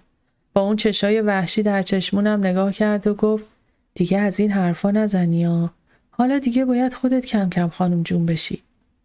وقتی چشمونشو اونقدر از نزدیک می دیدم، اونقدر نزدیک به صورتم، اونقدر در دسترس و بدون هیچ مانع، دیگه حال خودمو نمیفهمیدم. تمام اعیان و اشراف و فقرا و ضعفا از یادم میرفتن. سر بلند کردم تا به اون نزدیک بشم. بوی چوب میداد. خوشم نیومد. نمیدونم چرا اشتیاقم از بین رفت. راستی که حسرت به دل بودم. اونجا شبا بعد از شام توی اتاق بزرگتر، همون که من به اون تالار میگفتم، می نشستیم. هم نشیمن، هم غذاخوری، همه چیز ما اونجا بود. جای دیگه ای نداشتیم. تمام خونه به اندازه یه لونه مرغ بود. چرا باید از کمی رفت و آمد و عدم معاشرت دلگیر می شدم؟ جایی رو نداشتم که از افراد فامیل از اونایی که دماغ خود را بالا می گرفتن و اتاقا رو می شمردن و از اساس سیاه برمی داشتن پذیرایی کنم. اونطور پذیرایی کنم که دلم می خواست. اونطور که باعث حرف و پچ نشه. هوا کم کم سرد شده بود. رحیم کرسی کوچیکی برام ساخت. اون رو گوشه تالار گذاشتیم و برای دور اون از لحاف و تشک‌ها و پشتی‌هایی که من به عنوان جهاز آورده بودم استفاده کردیم. چیزی نداشتیم که برای زیبایی روی کرسی بندازیم. به یاد تاقه شال افتادم که دایه با جهازم آورده و در صندوقم پشت پرده گذاشته بودم. اون آوردم و روی کرسی انداختم. شبها چراغ گرسوز رو روشن می کردیم و توی سینی مسی کنگره‌دار روی کرسی می زاشتیم. شام و زیر کرسی می خوردیم، چای می نوشیدیم و هر دو چسبیده به هم یه طرف کرسی می نشستیم و من اشعار عاشقانه لیلی و مجنون و حافظ رو براش می خوندم. غلام عاشق شو که اندیشه این است، همه صاحب دلان را پیشی این است. یا خوابش می برد یا گوش می داد. می خندید. زیاد اهل ذوق نبود. می گفتم رحیم لذت نمی بری، خوشت نمیاد؟ الحق که فقط باید صاحب منصب بشی. یه شب کاغذ سفید و دوات و قلم آورد و گفت میخوام برات شعر بنویسم تا بفهمی من هم چیزایی سرم میشه. بعد کنار من زیر کرسی نشست و با خطی که واقعا خوش و زیبا بود نوشت دل می رود ز دستم صاحب دلان خدا را، دردا که راز پنهان خواهد شد آشکارا. ناگهان خاطرات گذشته همچون موجی از گرما به صورتم خورد و سرخ شدم. به اصرار وادارش کردم که اون خط خوش رو بالای تاقچه به دیوار بکوبه. یه روز بعد از ظهر مادرش باز به خونه ما اومد. من اون رو با احترام طرف بالای کرسی نشوندم. رحیم چندان اعتنایی به اون نکرد و من اون رو به حساب پس گرفتن علنگو و گوشواره‌ای که سر عقد به من داده بود گذاشتم. اصرار کردم شام بمونه، بدون تعارف موند.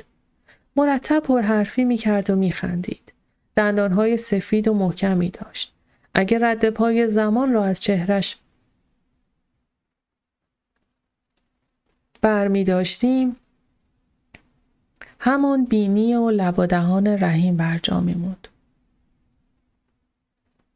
دیگه گول قرم و صدقه هاشو نمیخوردم. دیگه بهش اعتماد نداشتم. انگار نه انگار که گوشواره ها را از گوش من بیرون کشیده بود. با نهایت شهامت به چشمام خیره شده بود و از زمین و زمان حرف میزد. برام تعریف کرد که چجوری دو فرزند بزرگترش که قبل از رحیم به دنیا آمده بودن از بیماری‌های مختلف مردن.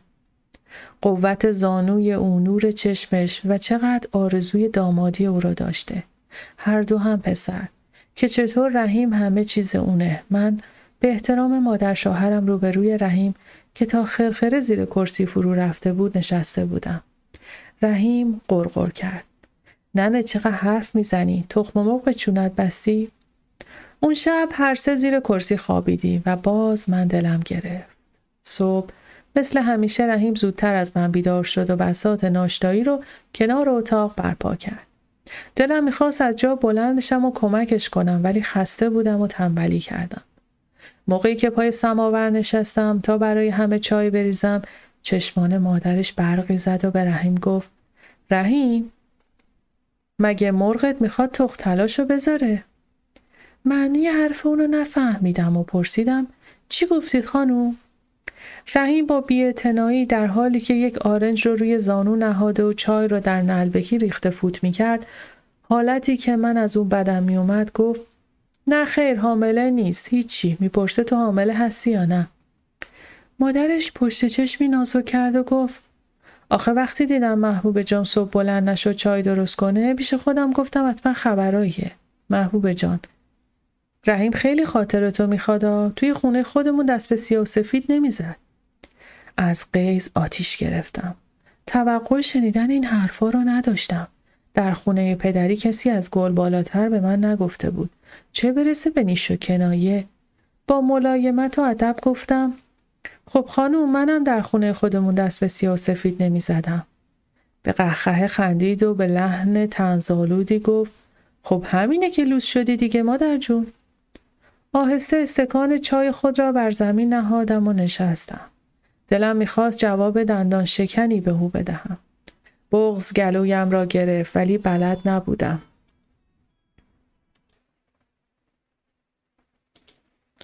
شرم و حیا و احترام به بزرگتر مانع میشد. ملاحظه‌ای که نسبت به رحیم داشتم مانع شد. من اینطور بار آمده بودم، نمیتوانستم چشم خود را ببندم و دهانم را باز کنم. آن هم سر هیچ و پوچ، آن هم از روی حسادت. مثل این زنی که مادر شوهر من بود. دلم میخواست رحیم از من حمایت کند. باید این کار را میکرد. من که نمیتوانستم و نباید به مادر او بی احترامی کنم.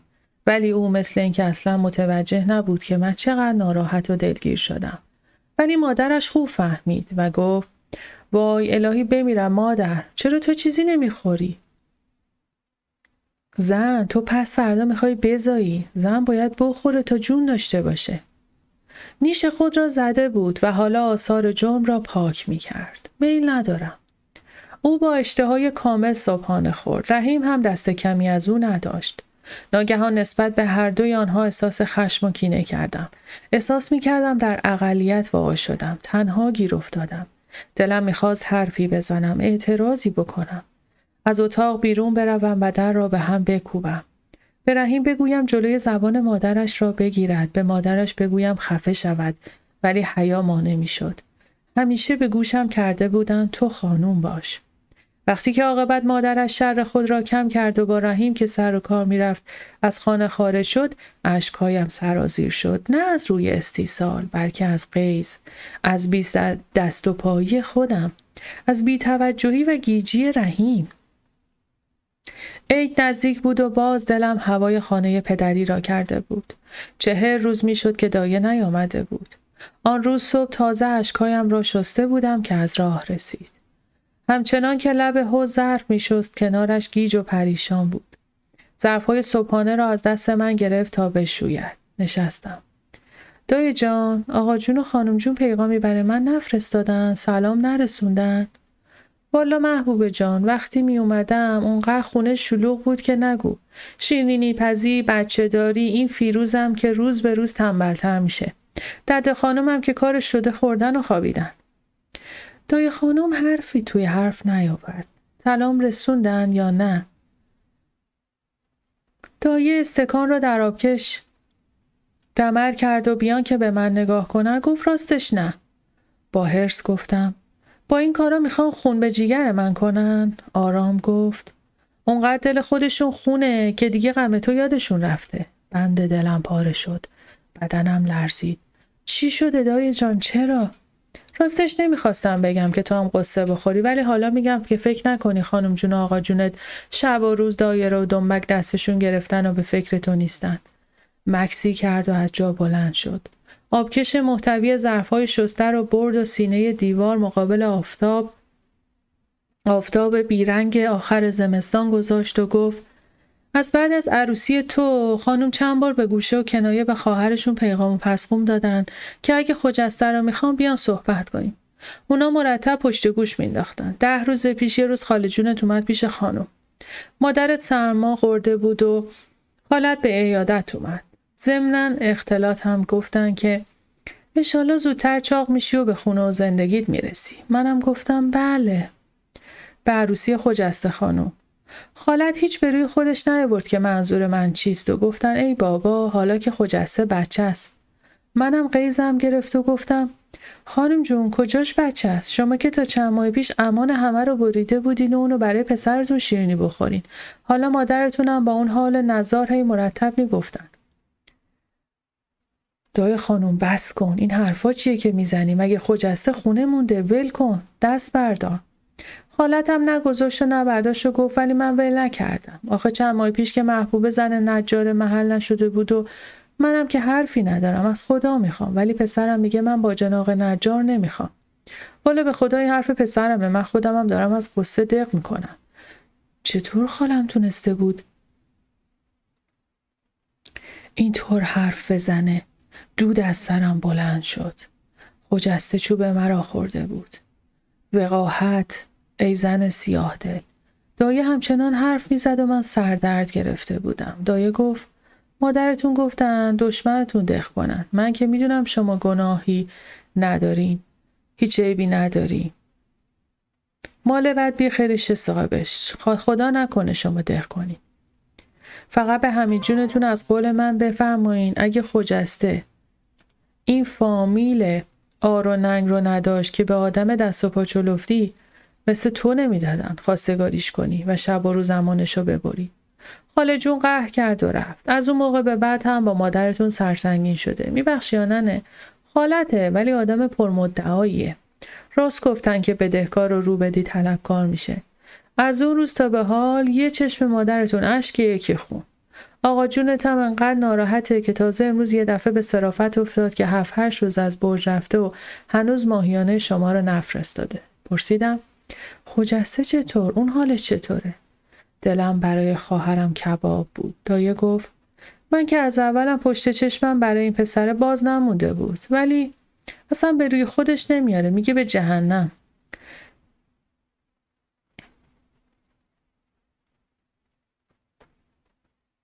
و گفت دایه جان نه فکر کنی من تره به ریشه این پسر خاله خورد میکنم و خب خودت که میدونی از اولم دلم نمیخواست برم شمالا دور از همه کس و کارم زندگی کنم، ولی دلم از این میسوزه که اینا تا پریروز انقدر مجیز میگفتن، حالا اینطور آقا جون و خانم جون رو سرشکسته کردن. این هم از فامیل. خدا لعنت کنه هرچی فامیل. رحمت به 100 پشت غریبه. خالم به جای اون که توی موقعیت غمخوار مادرم باشه نمک به زخم اون پاشید. تقصیر منه دایه جون. من پدر و مادرم رو سرشکسته کردم. من اشکام که به دنبال بهانه بودن سرازیر شدن. من باعث شدم. من خجسته رو از شوهر باز کردم. دایه بغلم کرد و گفت نه چرا بدن خودتو میلرزونی؟ این از بیلیاقتی خود پسر خالته، از بیعقلی اونه. دختر به این خوبی رو از دست داد. این که نشد. اگه قرار بود هر کس با جناقشو نمیپسنده دست زنشو بگیره و ببره محضر، دیگه تو این شهر یه زن شوهردارم نباید پیدا میشد. ول کن بیکاری. برای حمید گریه میکنی، اون هم با اون قد و هیکلش، مرغ پاکوتا. تازه باید بگی خوشا به سعادت خجسته. از حرفای دایه‌ام به خنده افتادم. واقعا قد و هیکل پسر خالم کاملا مطابق این لقب بود. با این همه سردردی که گرفته بودم تا هنگام بازگشت رحیم بدتر شد. دایه در اتاق بود که رحیم در زد. در رو باز کرد و وارد دالان شد. اگرچه حالا کت شلوار می پوشید، با این همه باز یقه پیراهنش باز بود و بوی چوب میداد. ناگهان از اینکه دایه‌ام او را با این حال ببیند شرمنده شد. سر و وضع او تأییدی بود بر گفته های خاله و حمید. با دست پاچکی گفتم رحیم اینطور تو نیا، دکمه یقتو ببند. چرا؟ آخه دایی جونم اینجاست. خب باشه، مگه دفعه اوله که منو میبینه؟ با غیظی که از اتفاقات آن روز صبح داشتم گفتم نه دفعه اول نیست، ولی چرا با ریخته مرتب نبینتت؟ اینطور که درست نیست. صبر کن. در برق نگاهش خشم را دیدم ولی اعتنا نکردم. دست بردم و تکمه یقه‌اش را بستم. او بی هیچ اعتراضی در همان دالان ایستاده بود، ولی این سکوت و تسلیم او تنها از خشم و لجبازی سرچشمه می گرفت. مثل مجسمه ایستاده بود، درست مثل لولوی سر خرمن. انگار لباس به تنش زار می زد. صد رحمت به همان حالت اولش. مخصوصاً دستها را از بدن دور نگه داشت و لخلخ کنان وارد حیاط شد. آهسته گفتم رحیم جان تو رو به خدا اول دستاروتو سر حوض بشور. در سکوت خم شد تا دستارویش را بشوید و در همان حال سر به سوی من برگرداند و نگاهی به من افکند که برق غضب تو هم با تمسخر از آن ساطع بود. آنگاه برگشت و بی صدا از پله ها بالا رفت. دایه در بالای پلکان به استقبالش آمد و سلام گفت. او با بی‌اعتنایی آشکاری جواب داد. دایه از پشت او با اشاره از من پرسید که چه خبر شده؟ من هم لب گزیدم و سر بالا انداختم. یعنی ول کن چیزی نیست. ولی در دل خون می‌خوردم. چرا با دایه بیچاره از همه جا بی خبر من اینطور رفتار کرد؟ چرا من نباید در مقابل مادر او با آن زبان تلخ و گزنده‌ای که دارد چنین عکس‌العملی نشان می‌دادم؟ تقصیر خودم است. بی‌عرضگی کردم. نباید موقع خداحافظی تا دم درب بدرقه مادر او میرفتم و میگفتم سرافراز فرمودید بازم تشریف بیارید، منزل خودتونه. چرا رحیم این چیزا رو تشخیص نمیده؟ چرا ناسپاسه؟ از دست خودم بیش از همه خشمگین بودم. دایه رفت و سردرد من شدیدتر شد. نزدیک غروب بود. بی‌اعتنا به رحیم زیر کرسی رفتم و خوابیدم. آمد کنارم نشست. دوباره خوش اخلاق شده بود. پرسید: چته محبوب، ناراحتی؟ نه. چرا؟ یه چیزی هست؟ گفتم: نه، سرم درد میکنه و زدم زیر گریه. خندید. خنده‌ای که بزرگترها به بچه‌های ناز پرورده میکنن. سردرد که گریه نداره. الان خودم درمانت میکنم. بلند شد رفت و هرچه دوای گیاهی میشناخت آورد به خورد من داد. چای درست کرد. غذایی را که از ظهر مانده بود گرم کرد و آورد. باز به یاد خانه پدری افتادم. خانه پدرم که در آنجا دست به سیاه و سفید نمی زدم. یادم افتاد که دایه مایه نان و خودچی را ورز می داد و پهن می کرد. من قالب می زدم و در سینی می چیدم. بعد سینی را می برد و شیرینی پخته شده را می آورد تا من در ظرف بچینم. گردو را دده خانم بیچاره خرد می کرد تا من نان گردویی بپزم. آب برنج را یک نفر دیگر جوش می آورد تا من برنج را بریزم و بچشم و بگویم بردار بریز توی آبکش، وقتش شده. و بیچاره حاجلی که برنج را در سبد چوبی زرازیر می کرد. من اینطور آشپزی را یاد گرفته بودم. حالا دست تنها در این خانه چه عذابی می کشیدم. دلم برای خودم سوخت. پس باز هم زدم زیر گریه. رحیم پرسید: آخه به من بگو چی شده؟ من کاری کردم؟ شاید دایت حرفی زده. وای نه به خدا. پس چی؟ بگو. به خاطر اینکه من دکمه‌امو نبسته بودم؟ فهمیدم که خوب علتش را می‌داند. می‌داند به خاطر نبستن دکمه هاست. به خاطر طرز راه رفتن جاهل مآبانه او جلوی دایه جانم است. به خاطر بی‌اعتنایی او به آن زن مهربان است. ولی با این همه باز هم تجاهل می‌کرد. گفتم: نه. و حق کردم. گفت: میدونی که خیلی بامزه گریه میکنی؟ دلم میخواد اذیتت کنم تا گریه کنی و من تماشا کنم. وقتی چونت میلرزه تماشا کنم. ولی آخه گریه که بی خودی نمیشه. گفتم: نمیدونی، نشنیدی مادر صبح چی گفت؟ اصلا لازم نیست تو فردا صبح برای صبحونه درست کردن بلند بشی. من خودم که فلج نیستم. خندید و گفت: آها، پس از این ناراحت شدی. اون که مقصودی نداشت. مگه ندیدی چقدر قربون صدقت میره؟ ندیدی چقدر ناراحت شد که تو صبحونه نمیخوردی؟ از زرنگی مادرش و حماقت او بیشتر خشمگین شدم. گفتم: وقتی هرچی دلشون خواست گفتن که دیگه اشتهایی برای آدم نمیمونه. خب مادرم غلط کرد. راضی شدی؟ حالا دیگه گریه نکن. میخوای دل من آب کنی؟ ناگهان شرمنده شدم. از اینکه گفت مادرم غلط کرد خجالت کشیدم. دلم برایش سوخت. گفتم: وای این حرفو نزن. اصلا هم غلط نکردن. شاید من اشتباه کردم. شاید من حرفشونو به منظور برداشتم. خندید و گفت: مثل هوای بهار هر لحظه حالت عوض میشه. آشتی کردیم. چه بوی بدی، بوی گند نون تازه میاد. رحیم گفت: به حق چیزایی ندیده و نشنیده. بوی نان تازه گنده؟ من از رنگ سبز حالم به هم میخورد. آره، چرا رنگ دیوار این اتاق سبزه؟ به خنده گفت: خب فردا کارگر میارم رنگشو قرمز کنن. دلم برنج خام میخواست. میرفتم مش مش برنج خام برمی داشتم و خرش خرش میجویدم. 10-20 روز به عید مانده بود. کرسی را برداشته بودیم و دوباره شبها در اتاق کوچک میخوابیدیم. دایه از خانه پدرم سبزی و شیرینی عید آورده بود و پدرم علاوه بر ماهیانه 20 تومن دیگر هم برایم فرستاده بود تا برای عید خرج کنم. من از همه بوها کلافه بودم. از بوی گل، شیرینی، نان تازه. فقط نسیم خنک بهار تسکینم میداد. آن هم بعد از اینکه دقایقی متوالی عق زده بودم و دیگر چیزی درون روده هایم نمانده بود که بالا بیاورم. آن وقت باد بهار را که به صورتم میخورد احساس میکردم. دست و رویم را میشستم و حالم بهتر میشد. رحیم میآمد کمکم میکرد و مرا به اتاق برمیگرداند. میگفت: جلو نیا، به من دست نزن، حالم به هم میخوره. از من؟ آره، بو میدی، بوی آدمیزاد میدی. میخندید و میپرسید: مگه آدمیزاد چه بویی داره؟ امشب باید تو توی تالار بخوابی. من میخوام تا صبح پنجره رو باز بذارم. نمیدونم، فقط حالم به هم میخوره. سینه پهلو میکنی دختر، هنوز هوا سرده. من توی اتاق دربسته خفه میشم. بوی قالی میده، بوی پرده میده، حالم به هم میخوره. رحیم گیج و مستحسن میخندید. این دیگه چه مرضیه؟ و من متحیر بودم که چطور او متوجه این بوها نمیشود. چطور نمیتواند مسئله ای را که به این روشنی است درک کند؟ مگر شامش کار نمی کند؟ دایه خانم با چند گلدان شببو از خانه پدرم رسید. روم نمیشد که به اون هم بگم بوی آدمیزاد میده.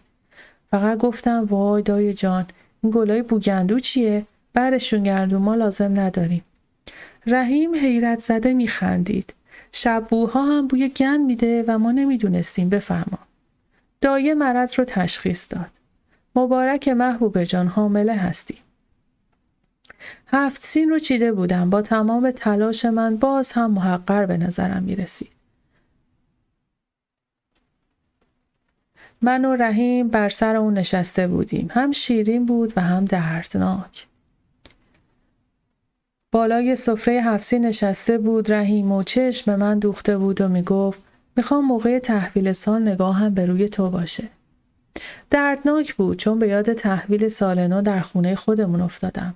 به یاد چهارشنبه سوری با جوانای فامیل، پریدن از روی آتیش، تخم شکستن، جیغ و داد از سر بیخیالی، به یاد 7 سین خونه خودمون که اونقدر مفصل و اونقدر پروپیمون بود.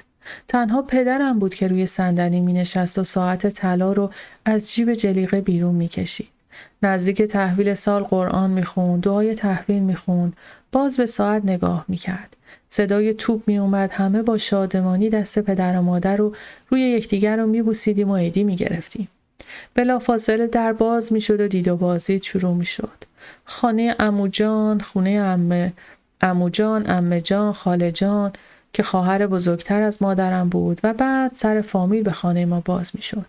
نزهت و شوهرش، عمو جان و عمه جان و خاله جان که به بازدید می اومدن، بچه هاشون، داییای من که جوانتر از پدرم بودن، خاله کوچیکم، پسر دایی، پسر عمه، پسر خاله، همه اونهایی که ازدواج کرده بودن و تمام کوچکترهای فامیل، اونا که مجرد بودن. بعد دوستان پدر و مادرم، نوبت به اونا می رسید. خونه دوست آشنا و فامیل، آخر سرم 13 به در باغ شمیران عمو جان یا باغ قلهک پدرم.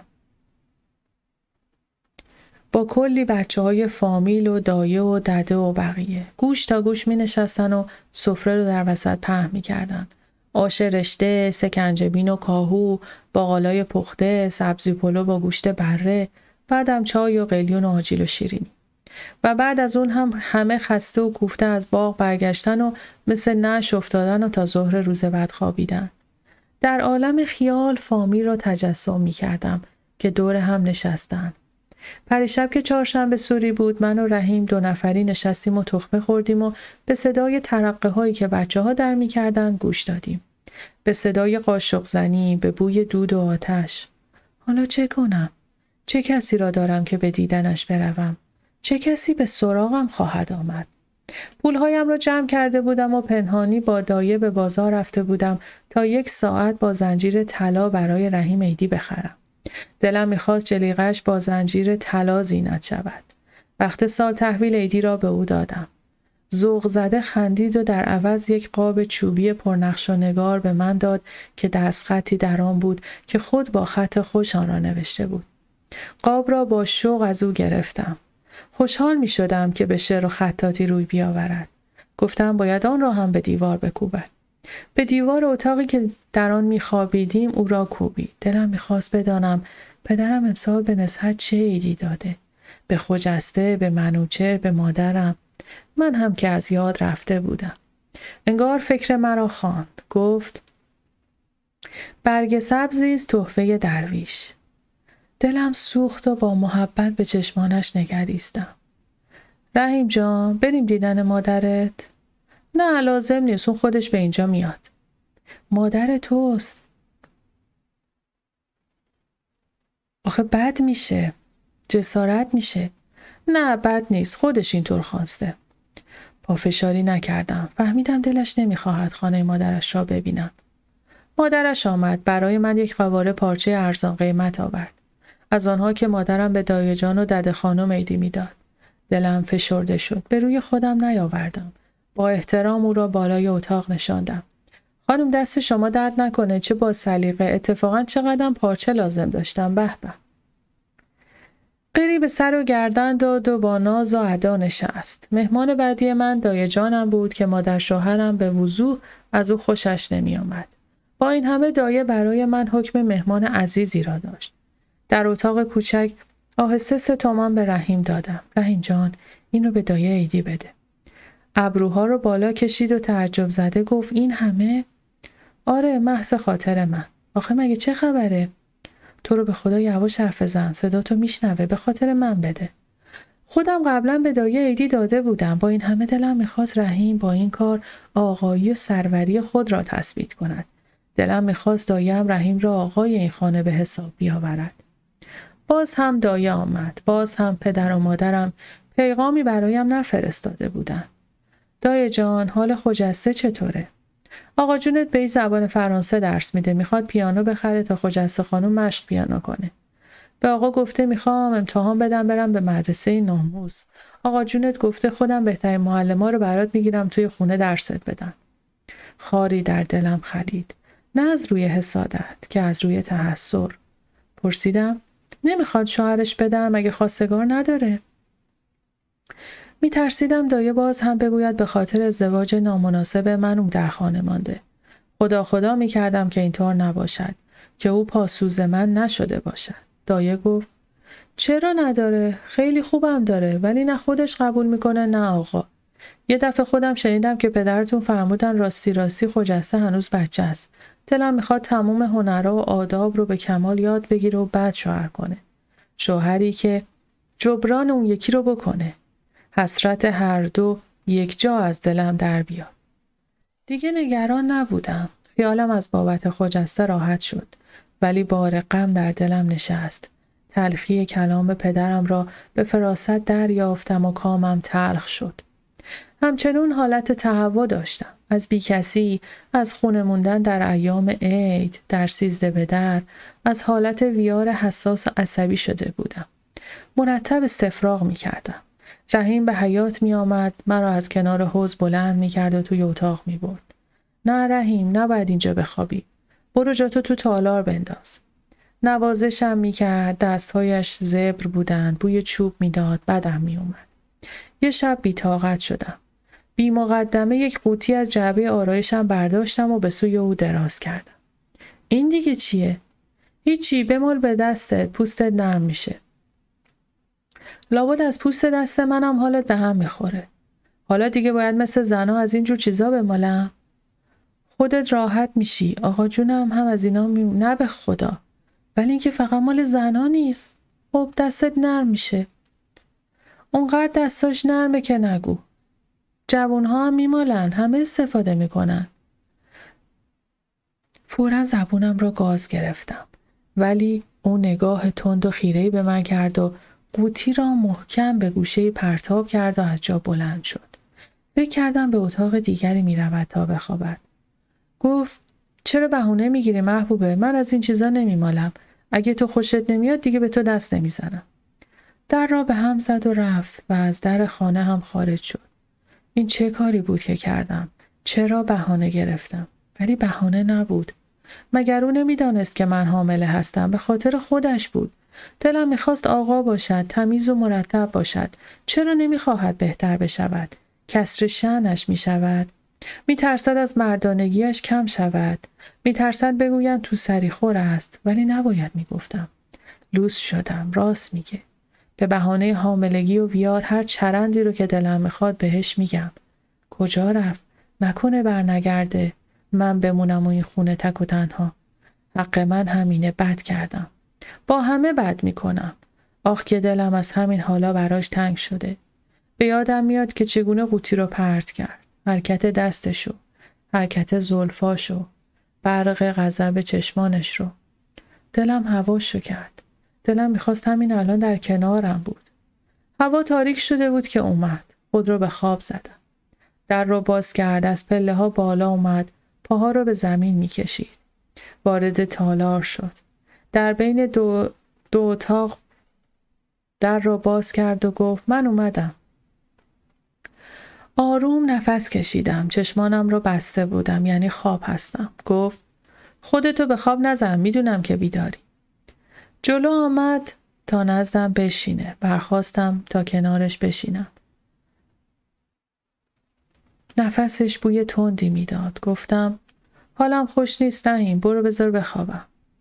رفت و در تالار خوابید. اواخر اردیبهشت ماه بود. حالم کم کم بهتر میشد. یه روز جمعه صبح کسل از خواب بیدار شدم. رحیم حوصله‌ام سر رفته از بس تو خونه موندم. پوسیدم. با حالتی عبوس پرسید کجا ببرمت؟ باغ دلگشا؟ آره. نگاه هم کرد و خندید. بلند شو ببرمت. حالا نه، بعد از ظهر بریم لاله‌زار، بریم گردش. بعد از نهار خسته و بیحال خوابیدم. ظرف‌ها کنار حوض مانده بود. نه من حال شستن داشتم و نه رحیم. دم غروب چادر به سر کردم، پیچه را زدم، درشکه گرفتیم و رفتیم خیابون لاله‌زار. رفتیم جاهای دیدنی. آفتاب غروب می‌کرد. گفت جمعیت خیلی دیدنی بود. می‌خوای راه بریم یه چیزی بخوریم؟ حالت خوبه؟ آره خوبم. پیاده شدیم و کمی راه رفتیم. خیلی صفا داشت. رحیم با کت و شلوار و جلیقه و زنجیر طلای ساعت که از دکمه جلیقه‌اش آویخته بود خیلی خواستنی‌تر شده بود. پیرمردی با یک گاری دستی می‌گذشت و خوراکی می‌فروخت. اصلا یادم نیست چه بود. هر چه بود در گاری دستی انباشته بود. پرسید از اینا می‌خوای؟ ذوق زده مثل بچه‌ها گفتم آره برام بخر. 2 زن و یک مرد جوان از کنار ما می‌گذشتند. هر 2 زن‌ها بیچه‌ها را بالا زده بودند. لب‌ها و لب‌هایشان به نظرم بیش از حد سرخ آمد. قیافه‌های وقیحی داشتند. چشم‌ها سرمه کشیده و بی‌حیا. یکی از اونها دست جلوی دهان گرفته بود و می‌خندید و دیگری که قد بلندی داشت با صدایی که آماده شلیک خنده بود آهسته گفت خفه شو، خوبیت نداره. مرد همراهشان حواسش جای دیگری بود. به نظرم رسید آنکه قد بلند داشت به چشمای رحیم نگاه کرد و غمزه آمد. رحیم همچنان که ایستاده بود نیم دایره چرخید و ناگهان خیال کردم که آن نگاه شیطنت آمیز و آن لبخند نیمه کاره فروخورده را که تصور می کردم فقط به خود من تعلق دارد بر لبهایش دیدم. شاید بیش از چند لحظه طول نکشید. من آنجا ایستاده بودم و او را نگاه می کردم و چشم او به دنبال آن زنها بود. برگشت و پرسید چقدر بخرم؟ هیچی. با حیرت به من نگاه کرد. یعنی چی؟ تو که گرسنه بودی؟ جلو راه افتادم و با غیظ گفتم حالا نیستم، درشکه بگیر، میخوام برگردم خونه. محبوب چرا اینطور میکنی؟ چی کار میکنم؟ خسته شدم، میخوام برگردم خونه. و مثل اینکه تازه متوجه شدم کت و شلوار و کفش چرمی پوشیده گفتم امروز خیلی مشتی شدی، دکمه‌های بسته و تر و تمیز، ارسی چرم. مگه تازه دیدی؟ خودت اینطور میخوای، چرا بهونه میگیری؟ با غیظ سر به سوی دیگه گردوندم و به انتظار درشکه ایستادم که از دور نمایان شده بود. یک قدم جلو رفت تا درشکه را صدا کند. بی اختیار دست بالا بردم و پیچه را از صورتم بالا زدم. خواست کمکم کند تا سوار شوم. دستم را کنار کشیدم. توی درشکه نشستم. داغ شده بودم. از مغز سر تا نوک پا از حسد و از توهینی که تصور می‌کردم به من روا داشته می‌سوختم. جوانکی قرتی از کنار درشکه گذشت و چشمان وقیحش به صورت من افتاد. سوتی زد و دور شد. رحیم که سوار شده بود تازه متوجه من شد و دید که پیچه را بالا زدم. لبش را جوید. رگ گردنش برجسته شد. چرا پیچه‌تو بالا زدی؟ میخوای من رو به جون مردم بندازی؟ دلت میخواد خون بپا کنم؟ نه خیر، میخوام بدونم منم بلدم پیچه‌مو بالا بزنم. با لحنی تلخ و گزنده گفت این رو که از اولم میدونستم. تیر صاف به هدف خورد، به قلب من. ولی با خونسردی به پشتی کهنه چرمی تکیه دادم و گفتم خب خوبه که دونسته منو گرفتی. و از دیدن رگ گردنش که از خشم متورم شده بود دلم خنک شد. تا خانه با آن چشمای خشمگین به من خیره شد و من با پیچه بالا زده کوچه و گذر را تماشا کردم. خیلی خونسرد ولی در دلم غوغایی برپا بود. به خانه رسیدیم. در را گشود و به دنبال من وارد حیاط شد. میان حیا چادر از سر برداشتم. از پله ها بالا رفتم و وارد اتاق شدم. با غضب به دنبالم می آمد. پایش به آبکش گیر کرد، با لگد آن را گوشه‌ای پرتاب کرد. بر پدر هرچه آبکش لعنت. خندم گرفته بود. بالا آمد. بیرون تالار کفش‌ها را از پا بیرون آورد، آرام وارد شد و با خونسردی در را پشت سرش بست. با نهایت احتیاط دکمه‌های کتش را گشود و آن را بیرون آورد. من گوشه اتاق نشسته بودم. زانوها را قائم گذاشته، دستها را روی آنها قرار داده و او را تماشا می‌کردم. یقه کتش را گرفت و آن را با غیظ روی پشتی انداخت. رو به من کرد و پرخاشجویانه گفت: بر پدر و مادر من لعنت اگه دیگه اینو بپوشم. پشت دستم داغ اگه دیگه با تو از خونه بیرون بیام. تو شوهر نکردی، فقط نوکر گرفتی که ظرفاتو بشوره. از جا پریدم. نوکر نگرفتم. ظرف شستنم منو نکشته. با عجله از پلکان پایین دویدم.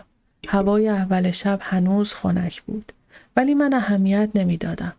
با حرص لب حوض نشستم به ظرف شستن. کاسه را به کوزه می زدم و دیگ و قابلمه را محکم به زمین می کوبید. پیش خود می گفتم الان میاد، باید بیاد و اینها را از دست من بگیره، ناز منو بکشه، عذر بخواد. ولی مدتی طول کشید و اون نیومد. بعد چراغی در اتاق روشن شد. هوا تاریک شده بود. دری که به سمت ایوان باز می شد را گشود و همانجا ایستاد. باز به چارچوب در تکیه داده بود. باز همان لبخند شیطنت آمیز. دق دل تو سر کاسه و بشقاب در میاری؟ جواب ندادم. به صورتشم نگاه نکردم. کار خودمو میکردم. بلند شو بیا، سرما میخوری، هوا سرده.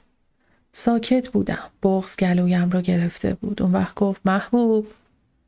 سرم رو بی اراده به سویش چرخاندم. با دست چپ چراغ گرسوز را بالا گرفته بود کنار صورتش، کنار حلقه های زلفش، و دست راست را که آستین آن تا آرنج بالا رفته بود به سوی من دراز کرده بود. همان عضلات، همان رگها، همان مجسمه‌ای که دلم می‌خواست ساعتها نظاره‌اش کنم. آیا می‌دانست که چه اثری روی من دارد؟ باز پرسید: محبوب نمیای؟ مثل خرگوشی که افسون مار شده باشد از جا برخاستم. ظرفی که در دستم بود در ته حوض فرو رفت. به راه افتادم. حتی جلوی پایم را هم نگاه نمی کردم. بی اراده دستهایم را به دامنم مالیدم تا خشک شود. مقابلش رسیدم. چانه‌ام لرزید. گفت: آهان، اینطور دوست دارم. اینطور که چنت می لرزه، دلم میخواد سیر تماشات کنم. وارد اتاق شدیم. در رو بست. اشکایم سرازیر شد. روبرویش ایستادم، دستم رو گرفت، لرزیدم. تازه فهمیدم که چقدر سردمه، چقدر یخ کردم. از گرمای دست اون و سردی دست خودم لرزه سرما از تیره پشتم گذشت. گفتم: اون شب که قهر کردی فهمیدم که چی خورده بودی. از غصه تو بود. از غصه من؟ از غصه این که توی اتاقت را هم نمیدادی. از اون شب به بعد دوباره توی اتاق من خوابید. مثل بوم غلطان شده بودم. پا به ماه بودم. دایی خانم بیشتر به خونه ما می اومد. مرتب به من سر می زد. از اومدن و رفتنهای مکرر اون نگرانی مادر و پدرم رو احساس می کردم. هوا سرد شده بود. دست و پای من باد کرده و صورتم متورم بود. پره های بینیم گشاد و لبهایم کلوف شده بود. از آینه بدم می آمد. زشت شده بودم. دایی جان، چرا این شکلی شدم؟ دایه با بی‌حوصلگی میگفت: درست میشی مادر، درست میشی. رحیم آقا، این آدرس قابله‌ای که بچه نصحت خانم رو به دنیا آورد. منوچهر، لازمتون میشه. منوچهر رو هم اون به دنیا آورده، خیلی ماهره، بگیرید. رحیم خندید. حالا که زوده دایی خانم. نه جانم، کجاش زوده، پا به ماهه. تو رو به خدا هر وقت درد شروع شد فوراً قابله رو خبر کن. دست نکنید یه وقت یه نفر دیگه اونو زودتر میبره سر زا. رحیم گفت: دایی خانم، چیزی که فراوون قابله، از 2 روز قبل که نباید اینجا زیچ بشینن. قیمت خون پدرش پول میگیره. دایی التماس کرد: خب بگیره، فدای سر محبوبه، تو رو به خدا شما قصه پولشو نخورید، زود خبرش کنید. یه مرد دست تنها که بیشتر نیستید، یه وقت خدای نکرده کار دستتون میده. سعی می‌کردم به خودم بقبولانم که استنکاف رحیم از سر دناعت نیست، از روی مالاندیشیه. گفت نه ترس دایی خانم، اگه خیلی ناراحت هستی همین فردا میرم مادرمو میارم پیش محبوبه که تا وقت زایمان همینجا بمونه. صبح روز بعد رحیم اتاق آن سوی حیاط رو که انتهای دالان ورودی قرار داشت مرتب کرد و مادرش به طور مرتب به خونه ما میومد. راحت شدم. فرید رو اون به عهده گرفت، جارو و ظرف شستن آشپزی را تقبل کرد و گویی از این کارها لذت می‌برد. من به خاطر هر کار 100 بار از او تشکر می‌کردم. میگفت وای که چقدر تعارف می‌کنی، خونه پسرمه، نباید مهمون بشینم و دست رو دست بذارم که جلو روم دلار راست بشن. بله، میگفت خونه پسرمه. رخشویی اومد و در زد. مادر رحیم در را گشود. مدتی با اون حرف زد و پچ کرد. از وقتی مادر رحیم پیش ما اومده بود و من نمیتونستم لباسای کثیف رو در انباری کنار اتاقی که حالا به اون تعلق گرفته بود بذارم، اونا رو تا میکردم و در یک صندوق حصیری کهنه و نیمه شکسته پایین پله‌های آب انبار میذاشتم. مادر رحیم از پله‌های تالار بالا اومد. میخواستم از پنجره صدا کنم و به رخشویی بگم بره لباسها رو از پاشیر آب انبار بیاره. مادر شوهرم وارد شد و گفت محبوبه، رخشویی میخوای چه کنی؟ خب بده من رختاتو میشورم. نه خانم این چه حرفیه؟ که دیگه کار شما نیست، اون همیشه میاد 15 روز یه بار. بعدن که شما تشریف ببرید دست من بسته میمونه. پشت چش نازو کرد. وای وای شماها چطور پولتون رو دور میریزین؟ 2 جوون جاهل هرچی در میارین به توپ میبندین. دلم نمیخواست تو دست به لباسهای کثیف ما بزند. اون مادر رحیم بود، مادر شوهر من، نه رخشوی محله. رخشو لباسها رو شست و در حیاط روی بند آویخت و رفت. 2 ظهر بود، نزدیک آمدن رحیم. ناگهان دیدم مادر شوهرم تشت کوچکی را پر از آب کرد و لخ کنان به اتاق خود رفت. 2 تکه از لباسهای چرک و کثیف خود را بیرون کشید و برگشت. کنار حوض نشست و شروع به شستن کرد. نمیفهمیدم چه نقشه‌ای دارد. چرا لباسهایش را صبح به رخشویی نداده؟ ناگهان خشم در وجودم زبانه کشید. سنگین شده بودم، نمیتوانستم از پله‌ها بالا و پایین بروم. از پنجره صدا زدم خانوم پس چرا لباساتون رو به رخشویی ندادین تا براتون بشوره؟ قری به سر و گردنش داد. خودم میشورم. ننم رخشو داشته یا بابام. از شستن 2 تکه لباس که آدم نمیمیره. بی‌اعتنا به او سفره ناهار رو پهن کردم. سوء نیت او را به خوبی احساس می‌کردم ولی نمی‌دانستم چه واکنشی باید داشته باشم. صدای پای رحیم را شنیدم. وارد حیاط شد. پشت پنجره آمدم و تماشا کردم. رحیم نگاهی به بند رخت کرد که سر تا سر حیاط بسته شده بود و نگاهی به مادرش انداخت. مگه امروز اینجا رخشو نبود؟ چرا بود؟ پس چرا تو لباساتو ندادی بشویه؟ خب محبوبه که به من حرفی نزد یا کلامم نگفت اگه لباس داری بیا رو بده این زن برات بشوره. عیبی نداره. 2 پیراهن که بیشتر نیست. بدنم میلرزید. به این موذیگری ها عادت نداشتم. احساس میکردم مادرش قصد آتش افروزی دارد. میل به 2 به هم زدن دارد. رحیم متوجه شد یا نه نمیدانم. فقط صدایش را شنیدم که حرف دل مرا میزد. میخواستی خودت بیاری بدی برات بشوره. مجانی که کار نمیکنه پولشو میگیره.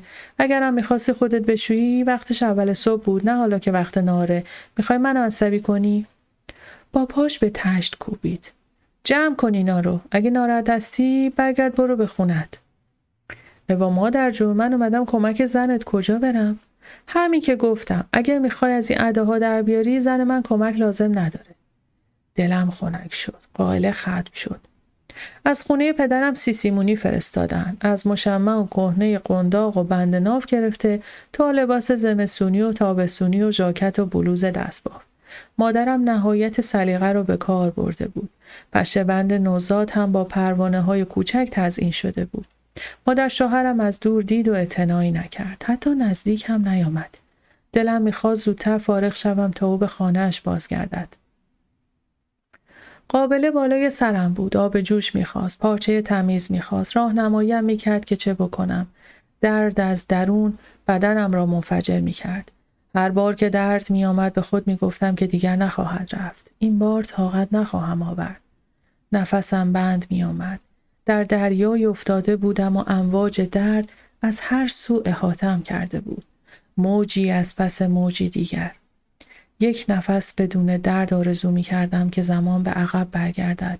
مثلا به دیشب یا به جلو پرواز کند، به فردا شب. آرزو می کردم زمانی فرا برسد که آرام بگیرم. رحیم کنارم بود، با چشمانی نگران و معصوم به من نگاه می کرد. موهایش باز روی صورتش بود. عضلات گردنش، رگ گردنش که از نگرانی و هیجان می تپید. دست زمخت و خشنش که دستم را در دست داشت، او را می دیدم و نمی دیدم.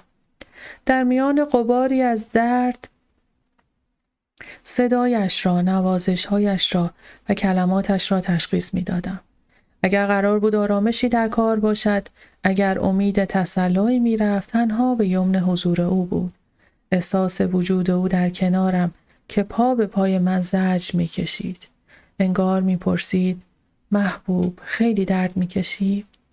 در میان نفسهای بریده بریده‌ای که از شدت درد و شگفتی از عظمت و فشار آن برمی کشیدم که حالا مدام می شد، می گفتم نه، زایمانم راحته.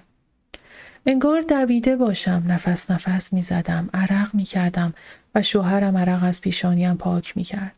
مادرم کجا بود؟ چرا کنارم نمی آمد؟ پس کی به بالینم می آید؟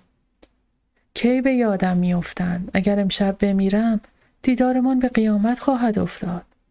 باز درد باز می گشت. مادر شوهرم در رفت و آمد بود. قابله یک لحظه از اتاق بیرون رفت. رحیم جان، سرتو جلو بیار. بگو چی میخوای؟ انعام خوبی به قابله بده.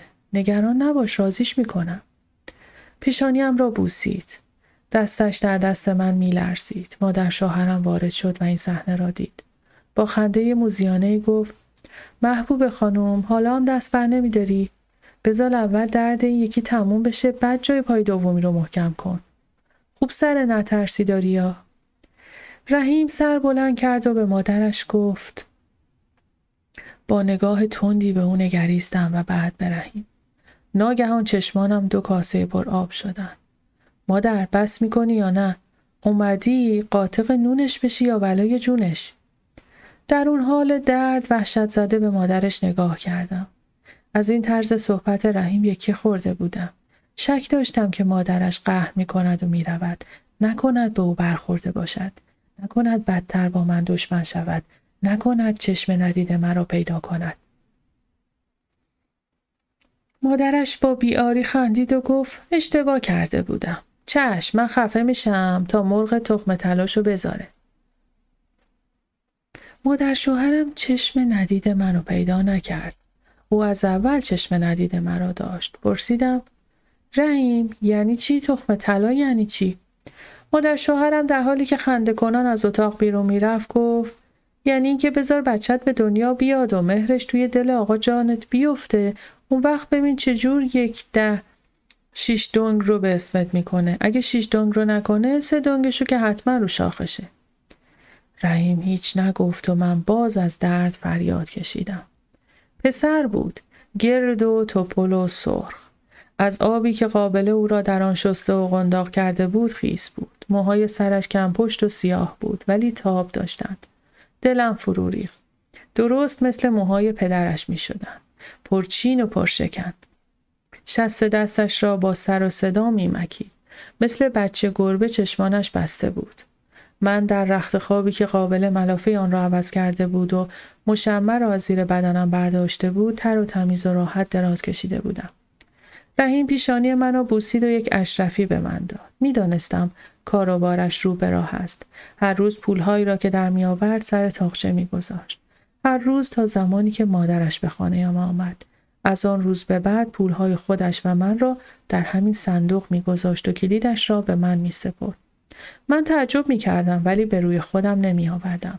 می دانستم که از همان پولها برایم اشرفی خریده ولی نمی دانستم باید خوشحال باشم یا نه. آیا این اشرفی قرضی نبود؟ میخواستم بپرسم ولی صلاح نبود.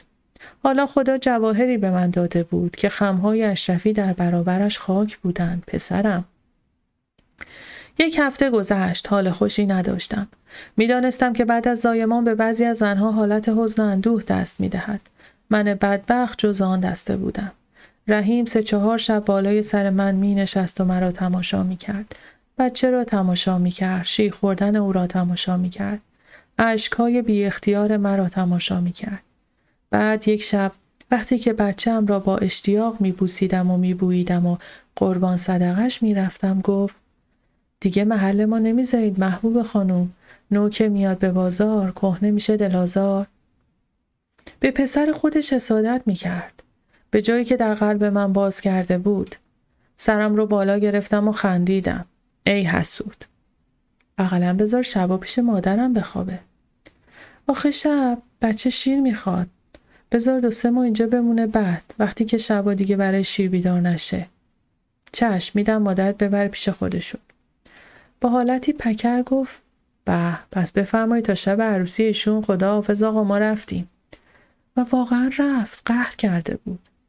وقتی دیر وقت شب آمد دهانش بوی زهرمار میداد. مادرش صبحها بچه را میبرد و من در رخت خواب افتاده بودم. تقریبا تمام کارها در قبضه مادرش بود. دایه آمد. هوا سرد بود و برف باریده بود.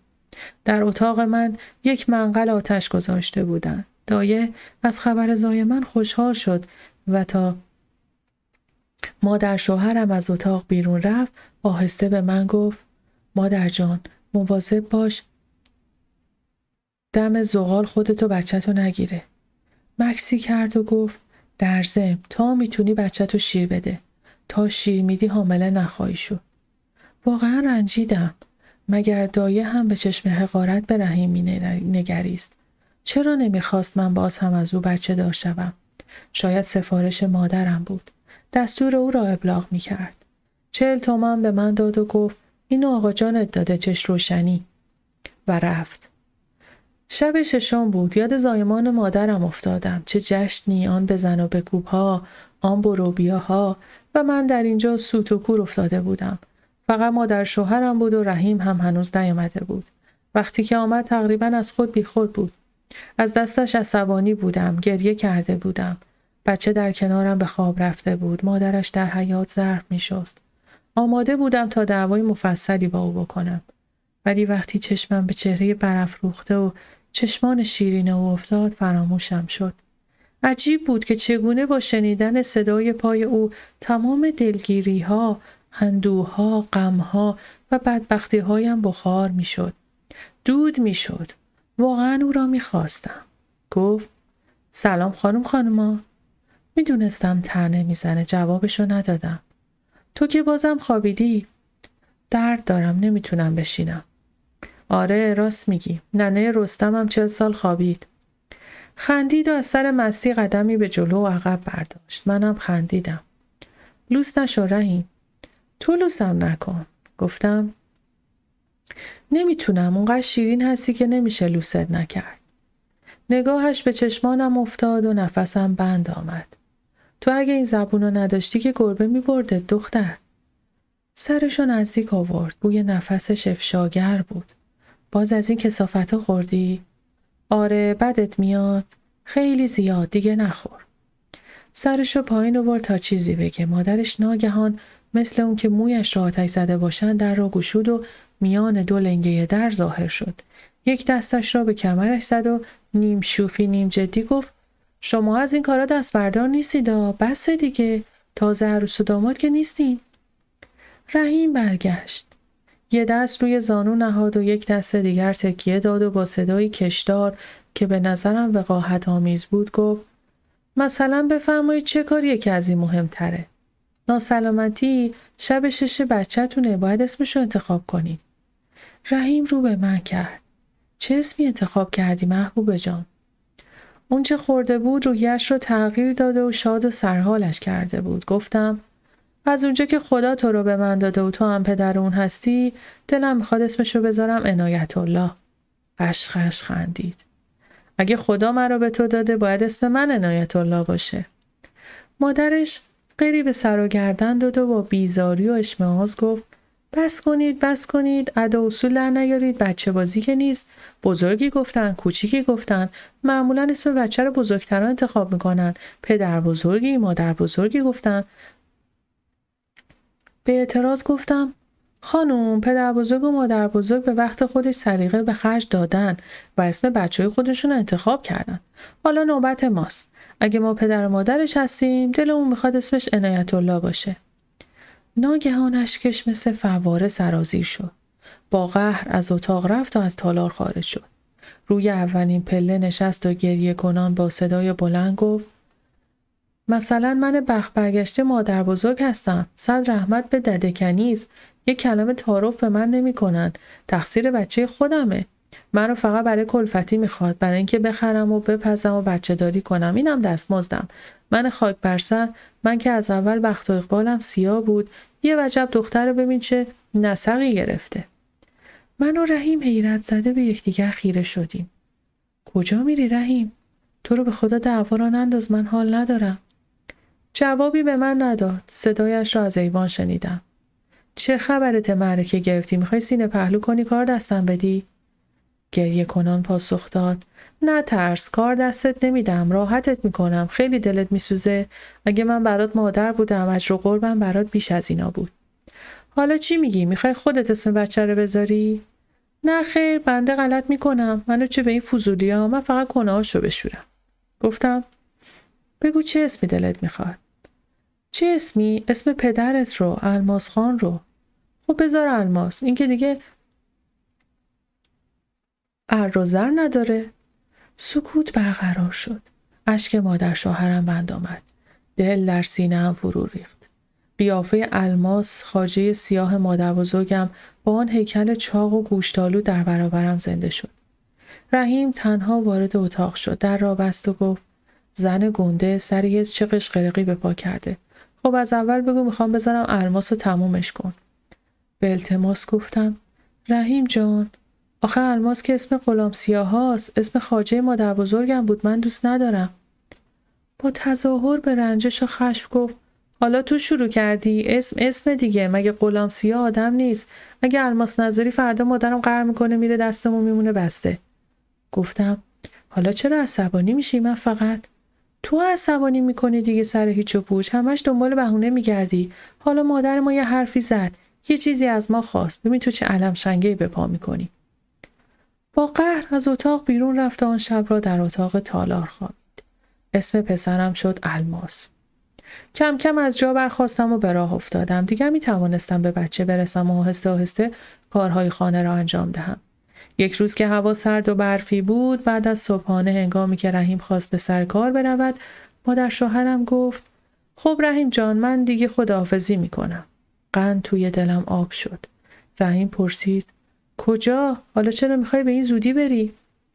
مادر شوهرم در حالی که بساط سماور را از اتاق بیرون می برد گفت نه دیگه، ماشاءالله محبوبه که حالش جا اومده، منم باید به سر زندگیم برسم.